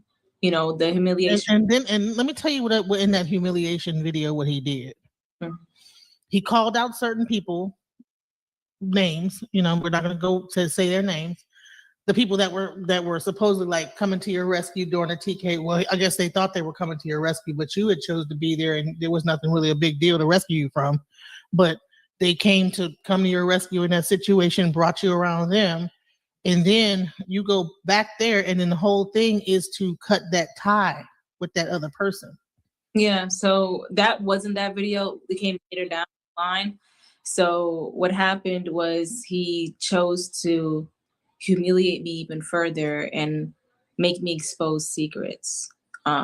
So yeah, it was so I can cut ties with anybody that could possibly have a chance of saving me or coming to get me. So yeah. Yeah, and he did it all on live. So fast forward, then you become his wife. How that happened is like he was just like every other moment he forces people to be his wife. Like, it's like, you're my wife now. You're my wife now.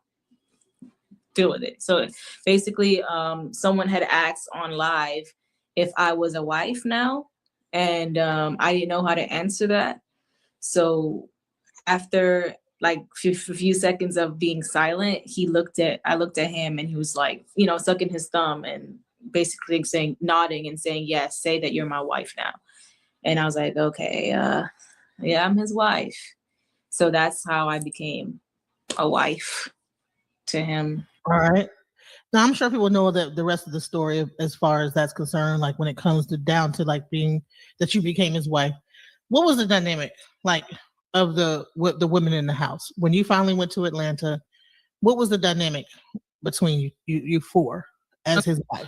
So when house, I left Puerto Rico and went back to the tribe or the cult. Excuse me if I keep calling it tribe. I went back to the Colts in Atlanta to ask to be with Solar again. I don't know what I was doing. I asked to be with them again. And the dynamic with the women, they were so kind. They were love bombing me, I would say.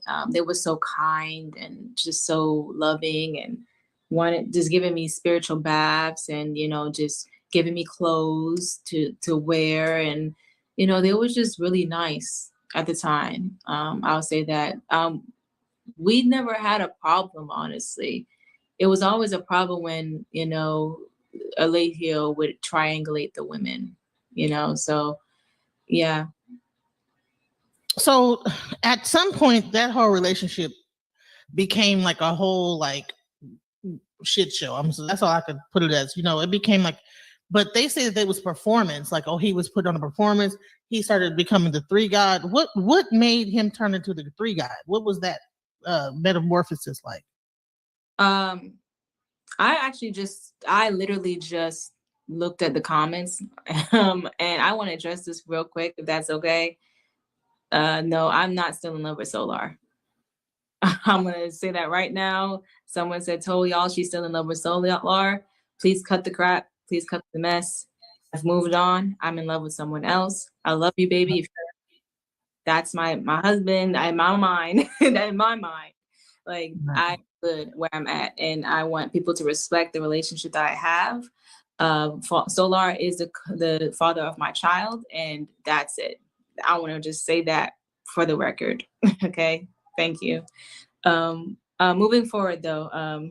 Listen, anybody else that says some stuff like that is gonna get removed. So that's it. Please, just respect me and my relationship. Respect that what I got going on.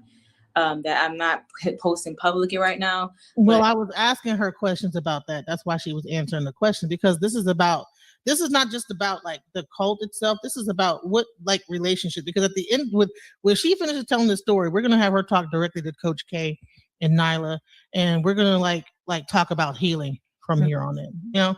So I did want to do that. I want to let y'all know this is not just about like just only the cult information. This is really a healing session. So yeah, absolutely.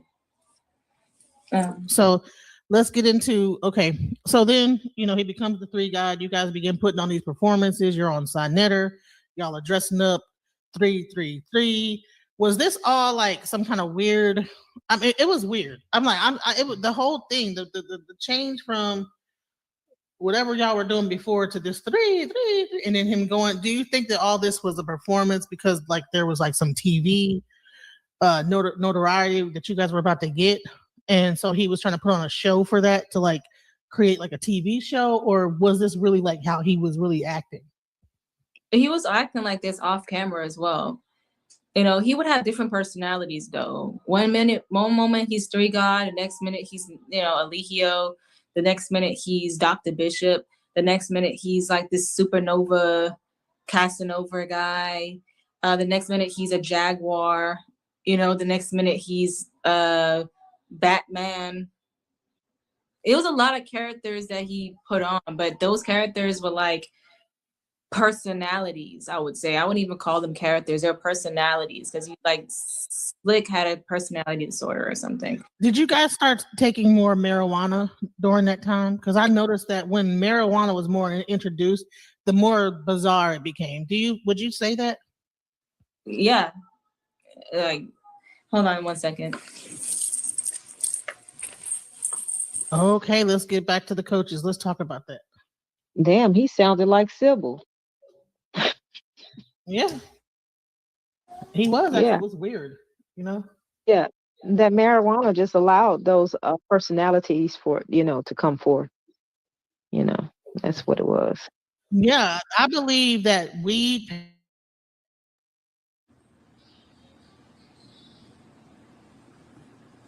a big part of showing Split. Because I don't think he was dealing in Dallas. When he got to Atlanta, and I think they probably gave him like the top screen. You know, he probably was getting like some regulos in Puerto Rico, but when he probably hit Atlanta, they probably had like that BMF grade, the Black Mafia family weed that probably was like the purple Kush. he was taken, because he was connected, right? He started being connected with some people in Atlanta, and I believe that was the reason why it got so strange. What would you say, Coach? I'm just taking in a lot of the different details as I hear them, being revealed as she, tells more and more of her story. And today I've just kind of read the healing part, because the reality is there's recognizable patterns here that she has been speaking on, that have been a part of her life, beyond, like I said, carbonation. And, that's why I'm curious to know what she's doing now. And also curious to know, since she did mention that she is actually in a relationship, Well, how she's healing. Yeah, let's get into the healing aspect now. Let's get into that now. I just feel as if I said that I'm in a, I would say I'm dating someone, but I'm like not publicly announcing it, like showing it right now and everything of that nature. I just wanted to keep it private, but I just cannot take when people are disrespecting it by saying I'm still in love with Solar. I'm not in that realm anymore. So I just want to let you know, just to the public, like, don't worry about that. I have my own thing going on, and I like where it's going, so even though if it's not, like official, or we're not together physically or anything like that, I feel as if whatever I have is a beautiful thing, and it's going to be protected by God. So that's why. Absolutely. And like I said, I was saying that to say that I was interested to know exactly what you are doing within your healing state, as you have moved into a new relationship, because from what I can tell, especially since you kind of have a new baby, it's pretty obvious that some of these ties that you've had are still recent ties. So there's probably still a lot of unaddressed trauma that surrounds these situations, because it's still freshly new. Which is why I was curious to know what you're doing in regards to actual healing state. How are you actually doing the work to get yourself to a healthier place where that as you move into your future relationships, and as you're currently in one, and I get that you're saying that it's beautiful right now, and I'm happy for you, and I definitely hope it stays that way. Yeah. But what I do know is that when you have not completed your healing, and especially when we're dealing with matters of trauma and relationships and manipulation and things of that nature, a lot of things don't reveal themselves right away, because 9 times out of 10, somewhere along the way, there's a repeated cycle that's going to happen, whether it's months down the road or a couple of years down the road, because we haven't resolved certain things. And because of that, we're still attracting certain type of people to us with certain type of natures. So that's why I was curious to know what you're actually doing to address your trauma, seeing as you have a new baby. There's certain things we don't want to repeat as you're raising this child, and you're moving forward. There's certain things you don't want to do no more, because you're in a different place in life versus when you went into carbonation. So I'm definitely not in the same cycle anymore. I've canceled out that cycle, and it's completely done. I've been taking healing therapy sessions. I've been doing healing therapy sessions and for over a year now. I've been definitely taking my time to get to know myself, diving in what I love to do, getting to know me, focusing on my job, my baby. You know what I'm saying? Like, it's been a lot of healing work that I've been doing. But therapy definitely has helped for the most part. And also just go ahead and just focus, like getting out into society more, working a regular 9 to 5 has helped me, get myself sane again in some type of way, shape, or form. I don't know how to explain it, but it did. Right. It's a normality. Yeah. And doing the shadow work, I would say, like understanding those traumas and understanding what got me in relationships like that in the first place. So, and fixing those traumas within myself, fixing what those toxic patterns were. and developing new habits, you know. Right. I got into the book Atomic Habits by James Clear, and it talked about, this disintegrating other old habits that no longer serve you, the old you, the habits that form the old you, and form little habits that shape you into the best you. So I've been just doing that little by little, just becoming a better person by forming new habits. And because I was able to become a beautiful, better version of myself, that I'm no longer the same Janae I was before. And I believe that wholeheartedly, because I was able to, develop these new patterns and develop these new cycles of thought, thinking about doing things one way. Even having a baby sat me down instead of like traveling over to who knows where and getting myself mixed up into certain situations. I sat myself down and got to know Janae and what was wrong, or not wrong with Janae, but just basically saying what could be better with Janae, because I had to take my time to understand why I did the certain things that put me into very bad situations. So because I was able to do those type of things, I was able to attract better people into my life. And because I was able to fix my energy, cleanse myself, do my spiritual baths, connect with God more, meditation, prayer. I'm in yoga school right now. I've been doing yoga. And I'm also in school for learning how to be a life coach. So here's a question. Have you ever sat down with your father? It's not like I could. He's living in another place, but I have called him. I had on my birthday, I definitely had a conversation with him.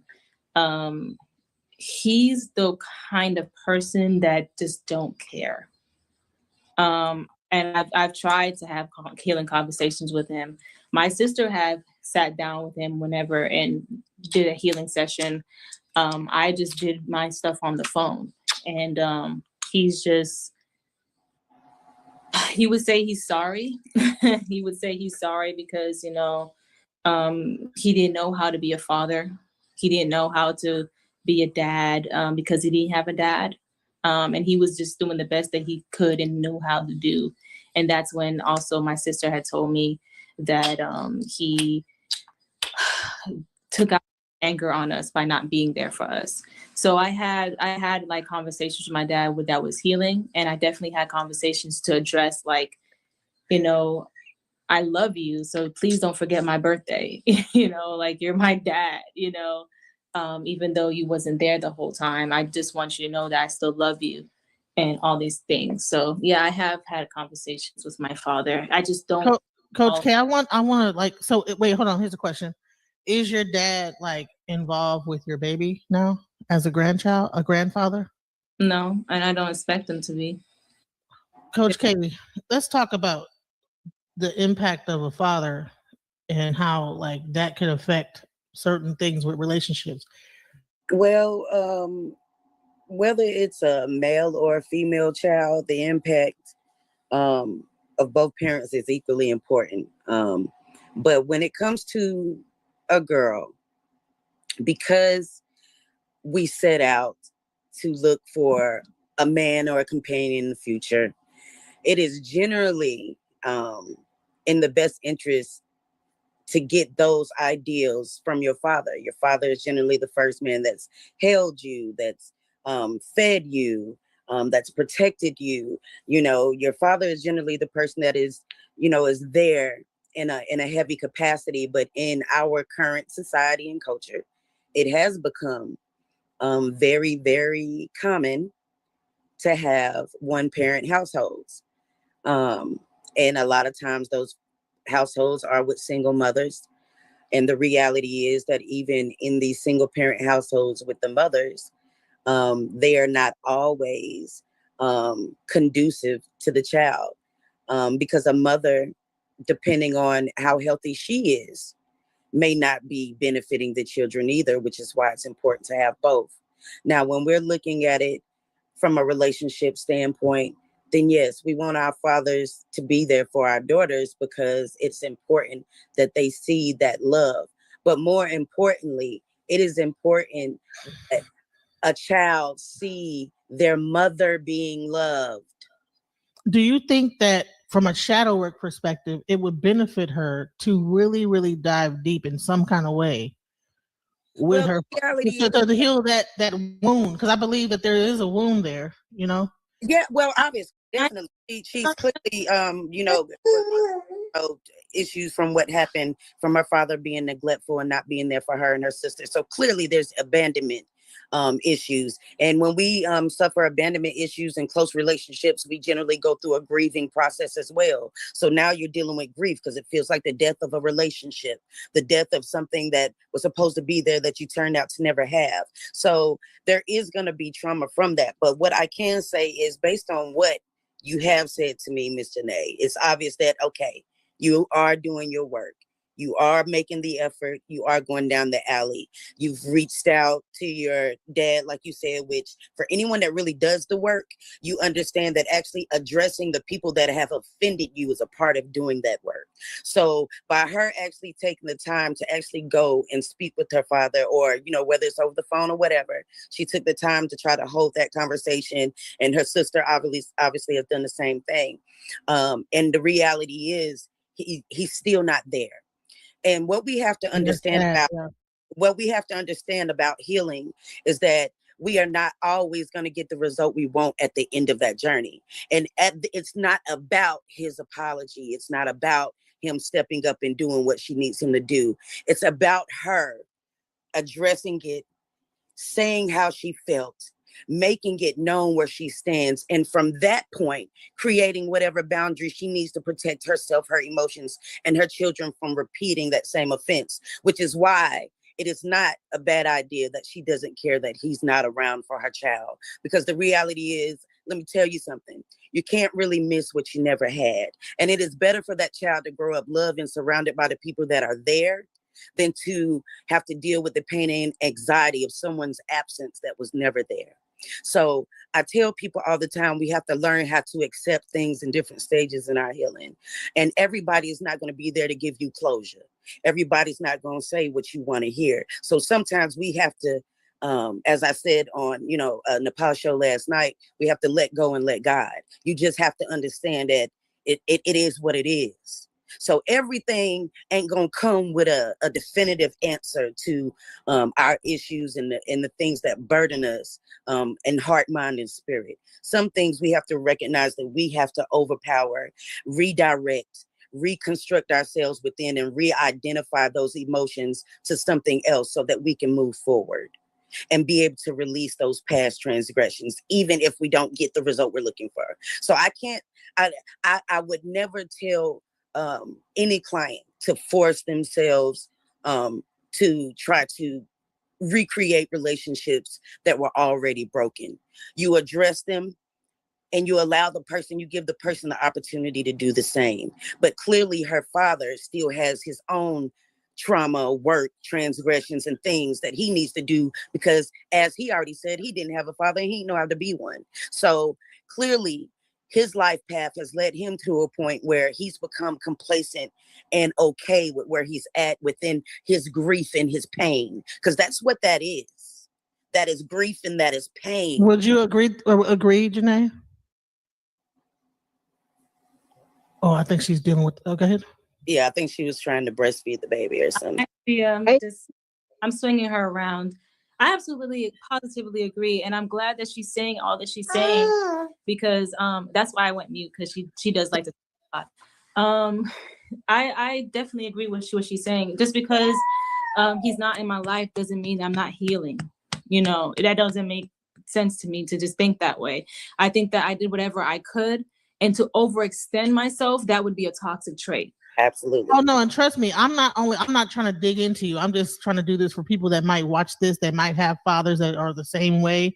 Absolutely. To bring that subject matter up so people know how to deal it, because you're going to be a life coach, right? So yeah, you're here with another life coach, and I really encourage you. Like toward the end of this, I'm going to really introduce you to Coach K, because I believe that you could bring a lot to the table with what she's doing.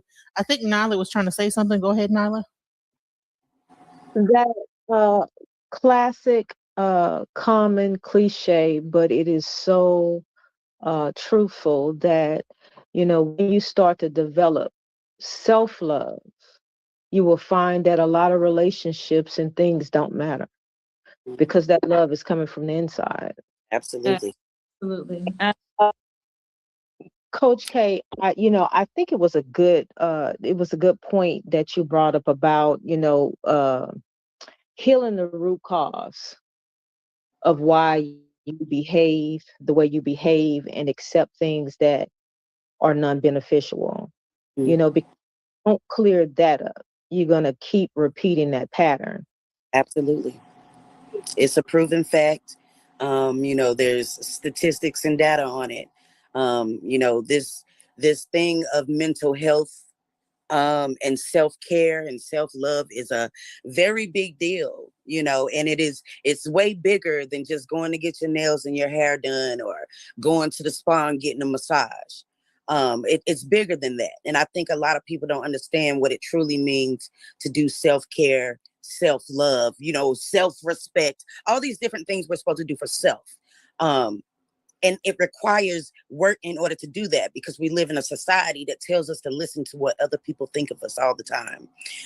We live in a world where we've probably been told our whole lives who we're supposed to be, especially by the people we're closest to, family members, from people that have toxic mothers to people that have absent fathers to people that grew up in foster homes. Everybody has this different type of stigma connected to the authorities or the adults who were around them at that time.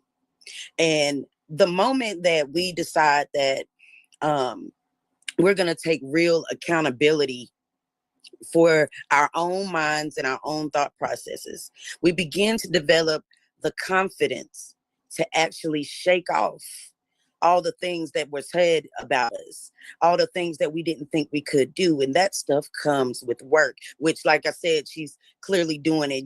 When you're doing things like mantras, things that people think are so insignificant. You have no idea how far they go. Chanting mantras, everybody knows about prayer and connecting with your higher power, or going out into nature, finding different ways to do things that you've never done that helps you to grow. And a lot of people don't do that. A lot of people are doing what's called insanity. Everybody want to do the same old thing over and over again, looking for a different result. You cannot keep going and doing the same thing with the same type of people and think you're going to live a different type of life. It just doesn't work like that. You have to do something different to get something you never had. And if you are looking for peace and happiness, if you are looking for love and you feel like it's something you never had, then you have to take a look at yourself. Before you look at anybody else, you have to take a look at yourself and decide, what is it that I am or am not doing to and within myself that is causing me to be present in this type of lifestyle? How do I end up here? What brought me to this? And if that root source goes all the way back to your childhood, then we know where it stemmed. If it comes to a situation where maybe you experienced a sexual assault or something like that, maybe in college or from a friend, or who knows what the situation may be. At the end of the day, we have to take our own accountability for our healing. Yes, we are victims. Yes, we have experienced things that are unfair, that we probably never deserved and should never happen to us. But this is such as life. And now that we are in a place as adults where we can finally take back control of our power. When we were children, there was no power. We were defenseless. We were dependent. We needed someone to do it for us. But now that we are adults, we're mothers, we're fathers, we're aunties, some of you may be grandparents. You have to come to a point where you decide when you are going to be a better you, so you can be better for those around you. Because that's how we break the cycle of this situation, which is why I wanted to know what she was doing for healing, because I see she has this little baby here. So there's things we need to break before we pass them on down. There's things we got to stop doing now before we create an environment that forces our children to think that it's okay to live this same type of lifestyle. And then we wonder why they end up doing things like our cousins or like our uncles or like our sisters or brothers, whoever it is that may not be healthy and conducive to, that who are non-toxic people, who are toxic people that you bring your children around, and we call them family, we call them friends. You know what I'm saying? We have to do better about taking care of ourselves first, because if I'm not there, then my child can't be there either. If I don't have them in my home, if I don't entertain their information, then that's not the information I'm going to be sharing and passing on. I'm not going to allow my child to see me to get beat on or jumped on or any of those things, because I come from my own trauma background, as I was explaining on our show last night. So I understand a lot of different ways that this thing can play out. I come from a family that has different type of abuse backgrounds within it, so I understand how these things can happen. But what I also know is that if you do the work, if you take the time out to love yourself and do what you need to do for you, it makes it so much easier when you decide to love somebody else. Because if I know how to love me, then it's easy to know how to love you. But if I don't know how to love me, then I have no business loving on you. Yes. I should not be near nobody till I have completely healed from the trauma that I have suffered from. So I cannot stress that enough, especially to you, Miss Janae, since you're on the panel this evening and the focus is on you, to continue to do that work, to stay diligent, to make sure that you commit to you enough, no matter who you're dating or talking to and whatever little happiness they bring in you. Remember who you are. Remember everything you've already been through. Remember how you felt in all those moments, so that if they ever come up in the future, and I don't care if it's the smallest, littlest bit, I don't care if it's something that seemed like it shouldn't be a big deal, it is one. Because we're not going to give opportunities for even the smallest things to slip through the cracks and become big things later. So so with that being said, you have a retreat coming up, a healing retreat in North Carolina, right where you're from. Yes. You're becoming a life coach, Janae, and I really wanted to bring her on here. I just knew that she would be a blessing to you, just to be in connection with each other. Yeah. So I want you to tell what this event is about.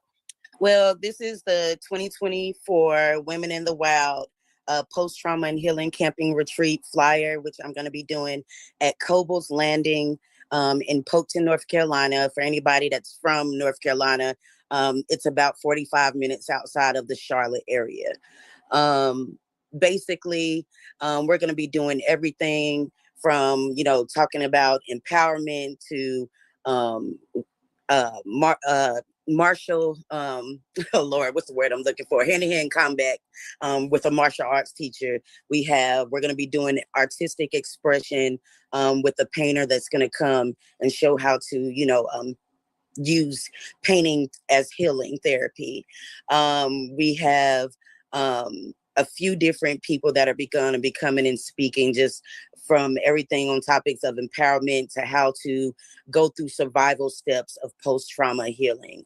So it's just going to be a variation of different things. We got African drummers coming. We're going to be dancing around the fire pit, and it's just going to be a really exclusive event. We're camping, like I said, it's outdoors on this beautiful tribal land, which is Black owned, and it's a nature preserve, and it's just going to be really awesome night in nature for those 3 days.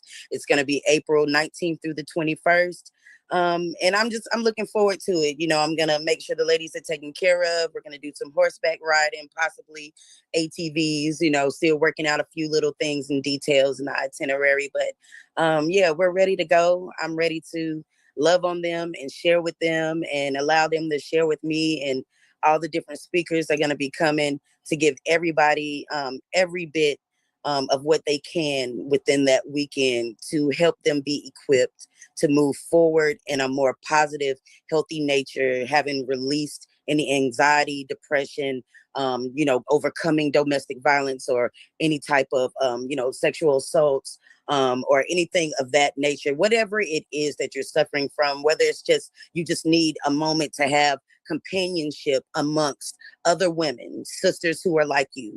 That's what this event is for us to come and just share and support and love on each other. I'll be doing these retreats probably, no less than once a year, but the goal is to start doing at least 2 to 3 a year. This actually is my first retreat that I've planned. I do a lot of different type of events, but this is my first retreat. So, easing it in. We've got the attendees coming in. It's actually turning out to be a bigger blessing than I expected. And I just want to be able to do that for anybody that needs it. So, as, DJ Genesis was stating, you guys can definitely reach out to me. You can definitely contact me, via email at healingbyk@gmail.com. That's healingbyKay@gmail.com. Shoot me a message. Let me know who you are, where you saw me at. And, if you want to, need to speak with me, I can definitely set up to do that for you. I do private coaching. I do group coaching, and as well as I'm, available via phone and via Zoom, that type of thing. So you're in North Carolina too? Yeah, I'm in North Carolina. I actually live. I have about 2 acres here in Peachland, North Carolina, which is about 15 minutes from the tribal lands. And this is a Black tribal land right here, right? Yes, ma'am. It's the Coble family. It's called Coble's Landing, in Polkton, North Carolina. And you can look it up. They have over 200 acres. I think they secured the land back about, I want to say they've had it back now probably about 5 to 7 years. The family reacquired the land for the tribal lands. So it's a blessing because, it's a Black Indian family doing this wildlife nature preserve, and they have all these great, authentic, African-based, Black events that allow us to have a space and a place where we can truly be ourselves in nature.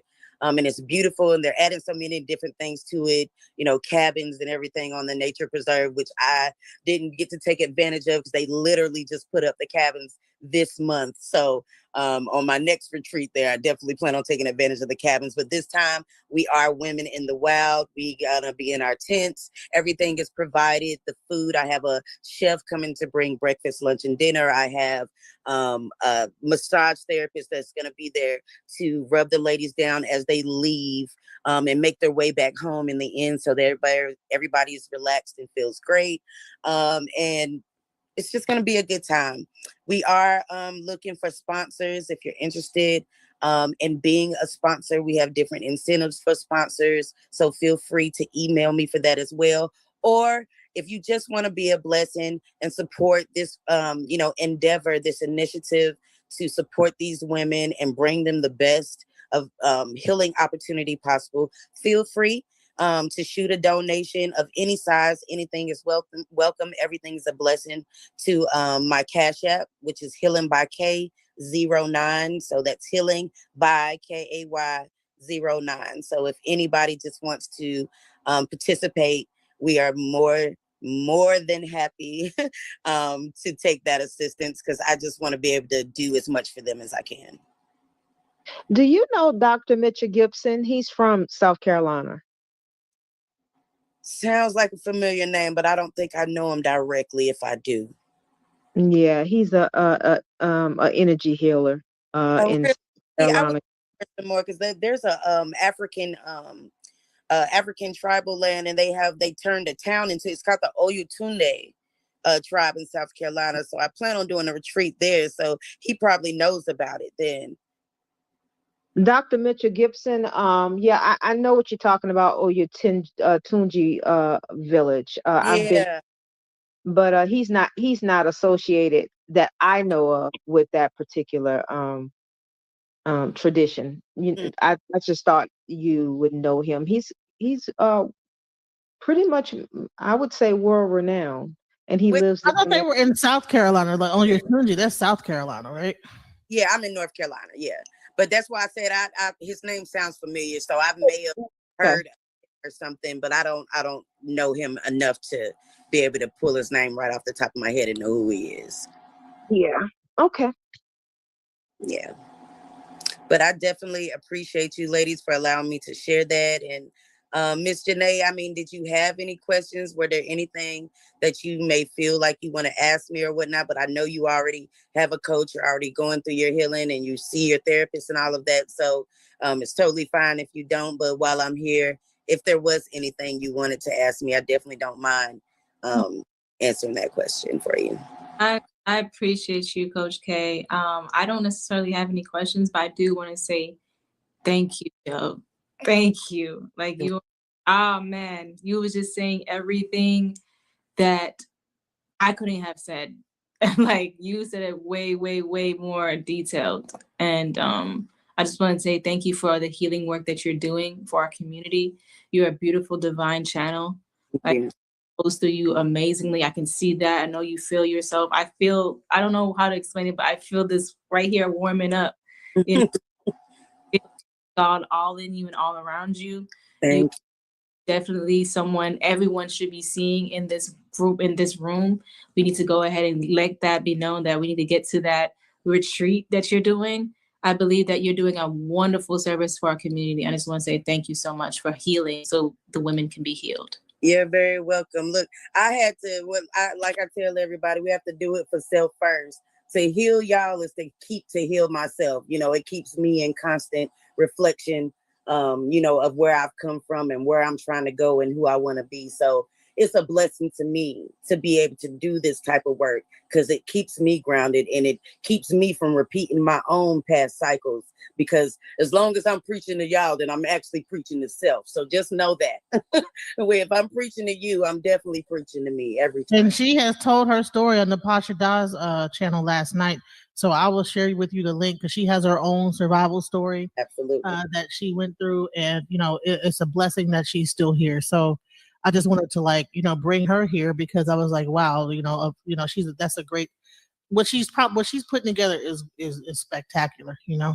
I plan on doing multiple of them, so I'll definitely keep you ladies informed. You know, if nobody's able to make it to this one, you know, I'll just keep y'all notified of when other ones come up, and if we can ever link and get together, or maybe at some point we can link and do something ourselves, you know, together to put together an event. Because I'm always open for that type of thing. So if you can't make it to this one, you know, we can definitely link in the future. I do have a question. Do you have any books out?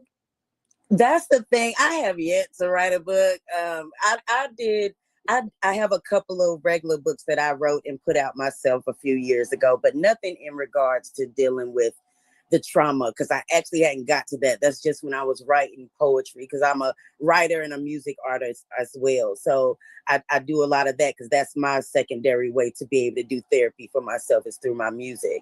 And like you said, you're a singer and stuff. So I'm sure you understand with that type. I'm a producer. We got like some talented people up here. Oh yeah. Well, I make music. I makes the music. I produces the music, you know. So Right. So that's what I'm saying. Like, so everybody understands what that can do for you. And when you don't have it, what it can feel like without that, you know, that outlet. Cause that was part of what my story was. You know, I was in a narcissistic relationship and abused and different things by my kid's father. So, you know, I literally cut off doing music probably about 5 years out of my life, you know, because this was something he couldn't handle, you know, me being in the limelight, being around people. Because when I'm out there, I'm shaking and moving. You know what I'm saying? I'm networking, I'm performing. You know, I'm one of those people. Like if I'm out there, I'm out there.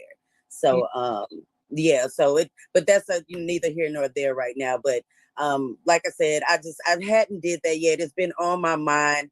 And once I finish this human services degree I'm working on, I think that's probably when I'll do it.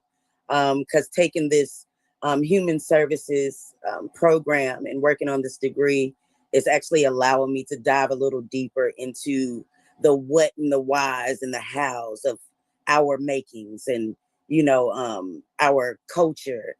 Even though it looks at everyone, because I like to do everything from a perspective that heals me and my people. I'm always going to look for the how and the what and the whys of us, because those dynamics tend to be different. Well, I'm going to say this too. I want to say this. Janae does have a book out and it is called Lessons Learned. Please tell us a little bit about your book, Janae. Please do. Huh, okay. Well, it's a book that took me about 3 years to make with the procrastination and whatnot. But a lesson learned is about my experiences dealing with so many, relationships, and how did I heal from them, and how did I get myself out of certain things? How did I develop new habits and new thought forms? Also, it's about the cult. Like I did a lot of um, inserts about the cult in there, and my experiences being traumatized and being abused and all this other things, and how I was able to even in the darkness still come out and shine like the light that I am.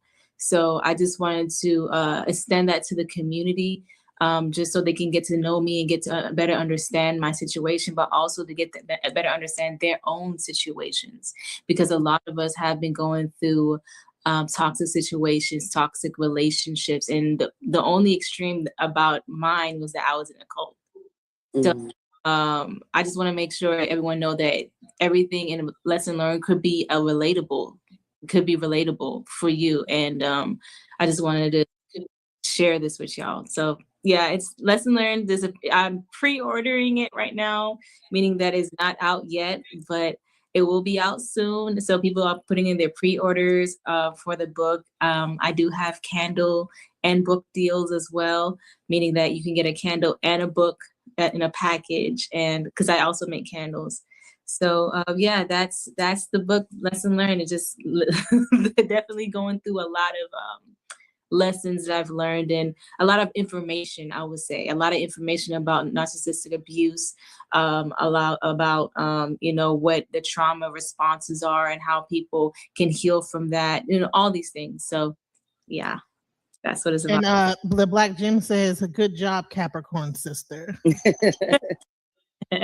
So, this went a little bit over what I was expecting. I was only supposed to go a couple hours, but I just want to give everybody some closing remarks. And I really want to thank you, Janae, for coming here to Alchemizing Energy. We're bringing darkness to light. I know we kind of slowly walked you through a lot of things, but I hope that you enjoyed what we brought here with you. So. Thank you. No, absolutely. I am ecstatic to have this new connection right beside me. Right. Yeah.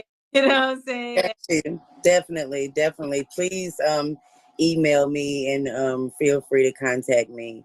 I would love to, hear how you're doing, about your progress. I definitely want the link to your book as well. That way, I can look into getting that and, supporting you as a sister, as a mother, as a Black woman.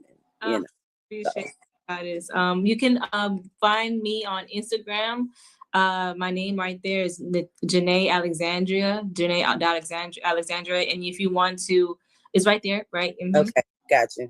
Screenshot that if you can, so you can get in contact with me to get the pre-orders, because I do not have a link for it. I don't have a link. I don't have a website yet. I want to make sure everything is professional when I do that. But to get the pre-order, you have to go through me and my DMs, Okay. So yeah. Thank you so much. Thank you so much. I really appreciate you. Thank you. No problem.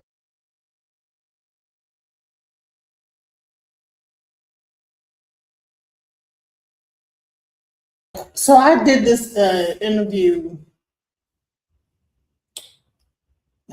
I would say a year ago, when the whole thing was going down, when NaturBoy was getting his,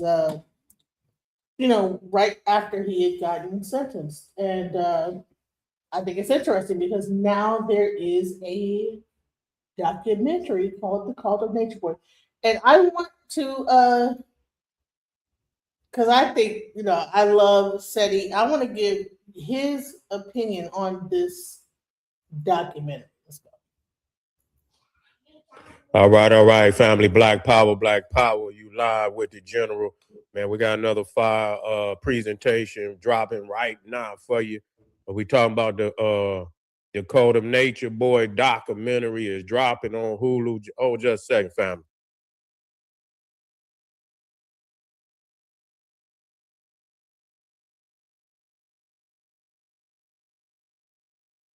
Dropping on Hulu.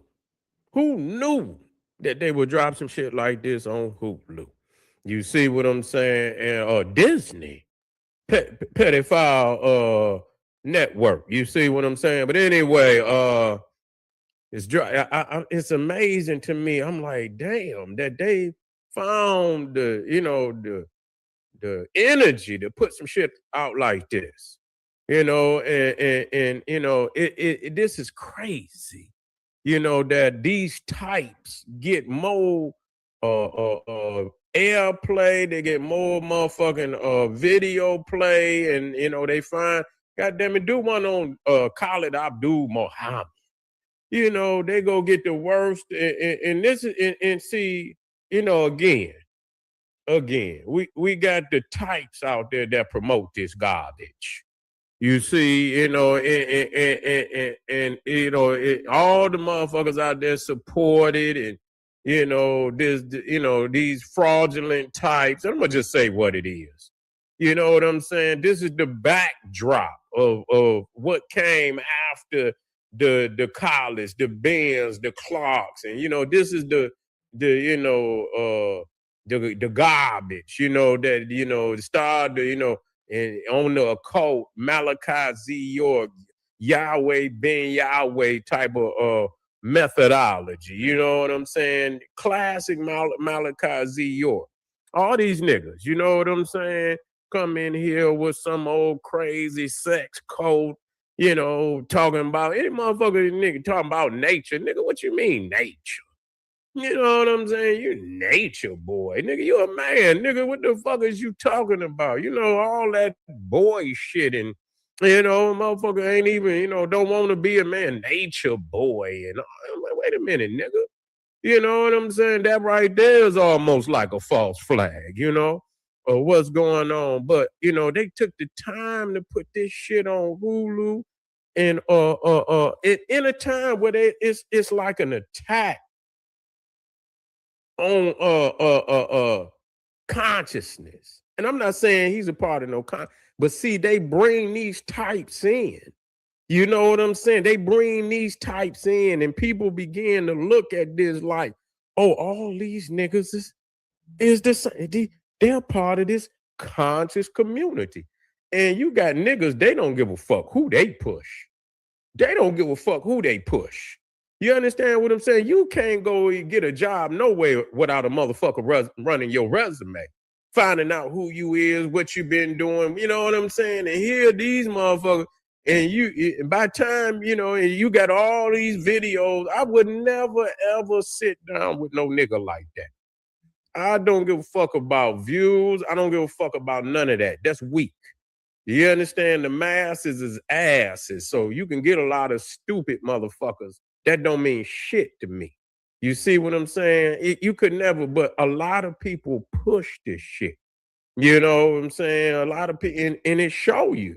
And a lot of the niggas that probably was molested out of the Malachi Z. York shit, looking for another, and if they didn't, fuck with him outright, you understand? Behind the scene, they was some of the motherfuckers that supported the motherfucker. I never watched nothing of that nigga at all. You understand what I'm saying? Your whole how you carried yourself, nigga, was weak. You see what I'm saying? And you fucking with walking around amongst children. I heard the motherfucker. That's one thing. They say the nigga he walking around amongst his children naked and shit. And I say, what? I say, I don't want to hear no more. You understand what I'm saying? Wasn't paying no attention then, but but this just show you, all this so-called I ain't in part of no motherfucking conscious community. You see, but the thing is, they come out and they use our symbols and shit. They come out, use the alts and shit, and all of this shit is degraded. You understand what I'm saying? Again, when you looking at the Pan-African community, nigga, you looking at the motherfucking elite literature, nigga, research, nigga, manuscripts, nigga. Damn near every fucking thing niggas didn't cut and paste and shit and take our shit and then stamp something else on top of it. But you ain't nothing but some bootleg shit. You ain't got no resume, a nigga, where you was doing it before us, nigga. Nothing whatsoever. You see what I'm saying? And you come and you take shit of ours, our symbols, and a lot of some, the philosophies, the Egyptian, that's some of the first shit they're gonna take. They're gonna come and get the Egyptian and get it, because that's that's the foundation, really. You know what I'm saying? And they use the symbols and this, that, and the third. But but those of us who really been taught by the gram, that's some off-brand shit. You know what I'm saying? That's some off-brand shit. That's some occult shit.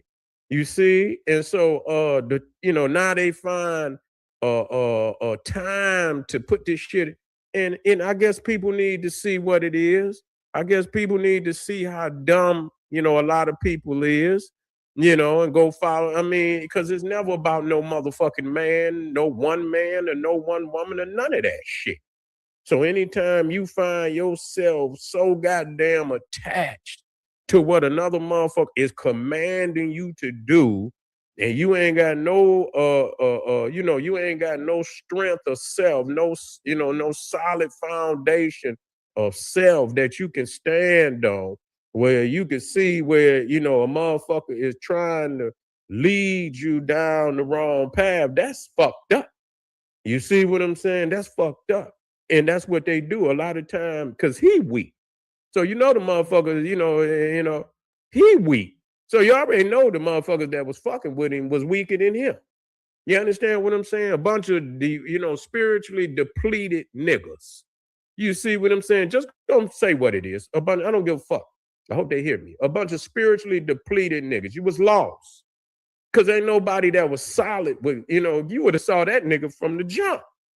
You understand what I'm saying? Y'all just want to go down, and you want to live in a paradise and shit. You want to and walk around with straw skirts on and shit. And and motherfucker walking around, man. What the fuck is y'all doing, man? You know what I'm saying? What the fuck is y'all doing down there? What is you doing? Okay, and so because the reality is, it was an illusion, because everything that they seen, they say after about 3 months, everything, when motherfucker was already fucked up from the beginning. You just didn't choose. You chose to ignore it. Cause see, y'all, anytime it seemed like something about the pop, niggas want to be around. They want to be a part of that. Niggas and jump from each movement. A lot of these niggas jump from movement to movement to movement. I know you niggas. You'll see the nigga over here. Then when that shit, then you'll see the nigga over here.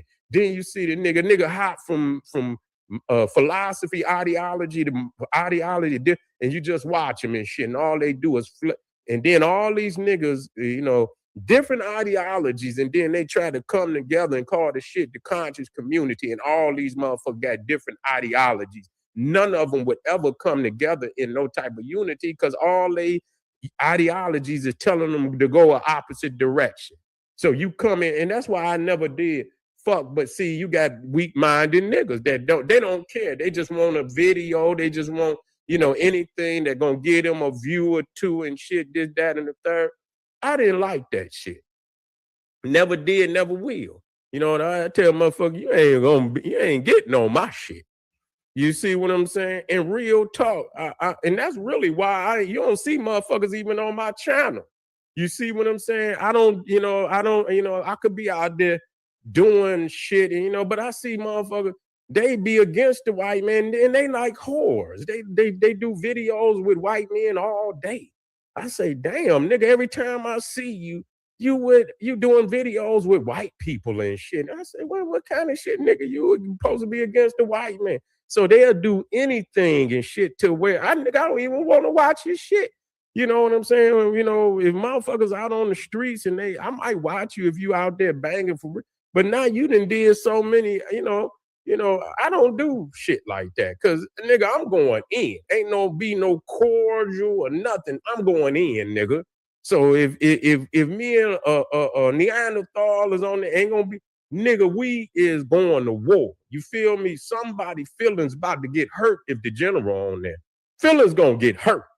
I pulls the gloves off and shit. I can do that intellectually, but the gloves is coming off. So I'm not about to do no videos with no Neanderthals.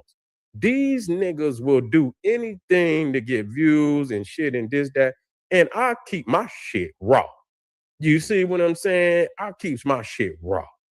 I don't give a fuck. I don't need nobody. I'll stay by my motherfucking self until the end of time. Yeah, I'm gonna do it my motherfucking way. I'm gonna ride out my motherfucking way. But like I say, a lot of these motherfuckers out here, they got other agendas. You understand what I'm saying? So, you know, and sell your ass out to that damn Neanderthal. Be sitting up there talking about other black people to these Neanderthals. You know what I'm saying? Supposed to be in the conscious community and shit. This, that, and the third. You feel what I'm saying? And so I just, you know, it's kind of funny to me that all of a sudden, you know, they want to put this garbage out, you know, and I guess people need to see, you know, how this shit, you know, operate. Polite too. He come right. I've been cut off into that nigga.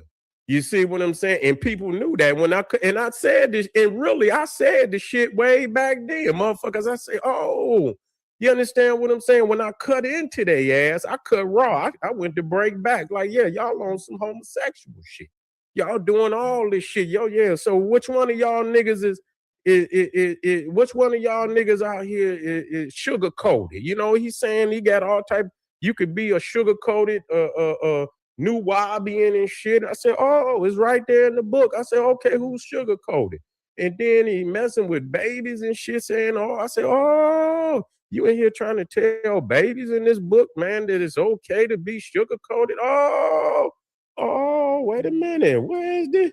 Did y'all read this shit? Y'all in that group. Niggas didn't want to say shit. I said, oh. And then when the nigga hollered out in the motherfucker, he thought I had something on his ass then. He said, oh. I say, motherfucker, no, my babies. Motherfucker, we going to war, nigga. Babies are at home, nigga. This is war shit, nigga. It's gonna get ugly up in this motherfucker. Nigga, put on your armor hat, nigga, and everything, nigga, because it's gonna be shrapnel falling in this motherfucker. So I knew then and shit. And niggas wait till all this time. I knew then. I'm like, man, you on some other shit, nigga. You know what I'm saying? Real talk. And it ain't about talking about a nigga. I knew it back then. I said, oh, okay. Y'all reading this shit, right? Y'all got all these scrolls and shit in there, but y'all don't want to talk about this one. You understand? Y'all don't want to talk about this Sodom misinterpreted. I said, oh, well, what the fuck is Sodom misinterpreted? Oh, I'm thinking this motherfucker about to go in on the Neanderthal. And then I went in there and I say, oh, what the fuck is this? Man, I couldn't believe. I say, oh, so all you niggas that's new Wabian who y'all agree with this? This like a manifesto. This is like nigga it's like you admitting, you know. And I'm like, wait a minute. Wait a minute. What the fuck is this?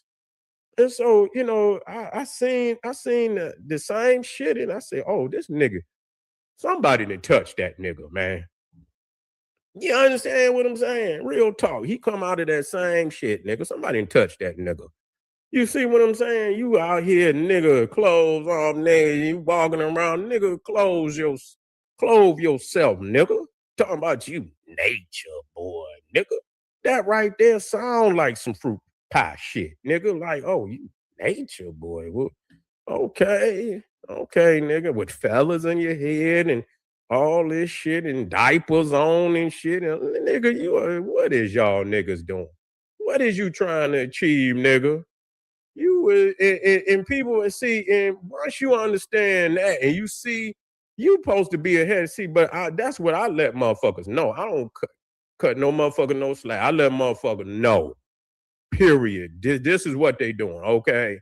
You understand? Motherfuckers kind of slid and got the fuck out the way. They went on about their business. You understand what I'm saying? Went on about, and then here it resurfaced. But a lot of other motherfuckers want to promote that shit, and I don't give no motherfucker no. I don't fuck with motherfuckers like that.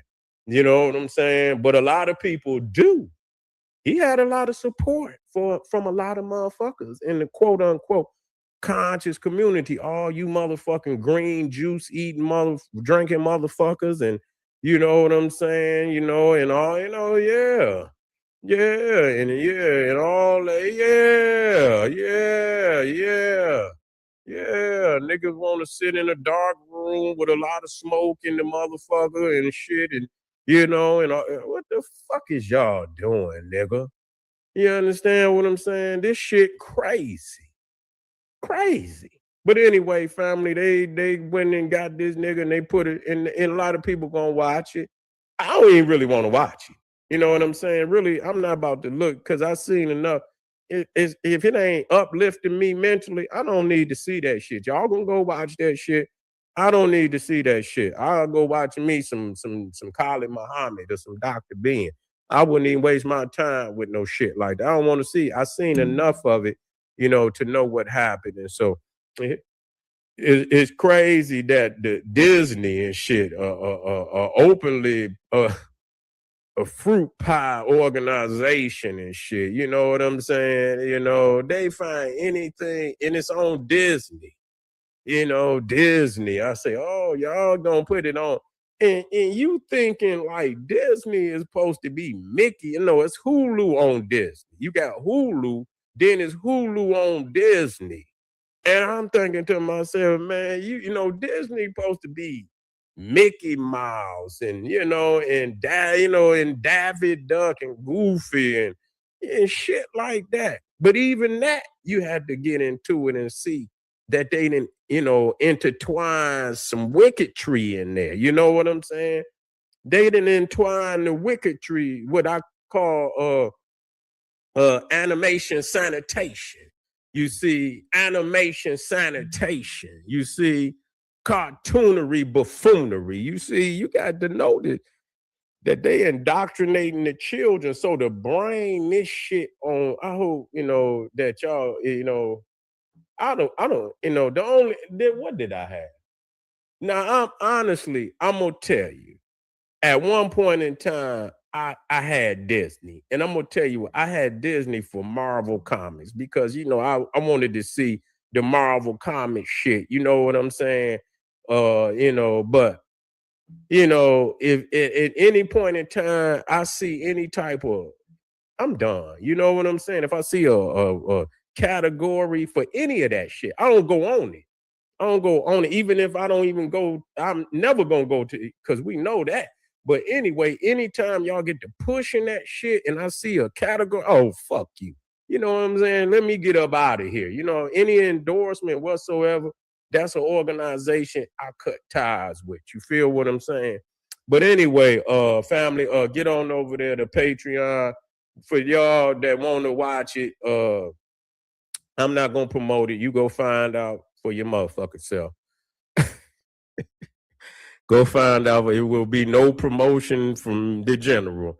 Freemasonry exposed, Wiccan Luciferianism and Satanism and this kind of shit, which you fall right. I got the what is it? I got Luciferianism in the conscious community. It's on there too. So you need to check it out, and this would be most definitely be a part of it. But anyway, family, get over there, click the link, and I'll see y'all in a minute. Yeah, we coming black. We just getting started. Black Power.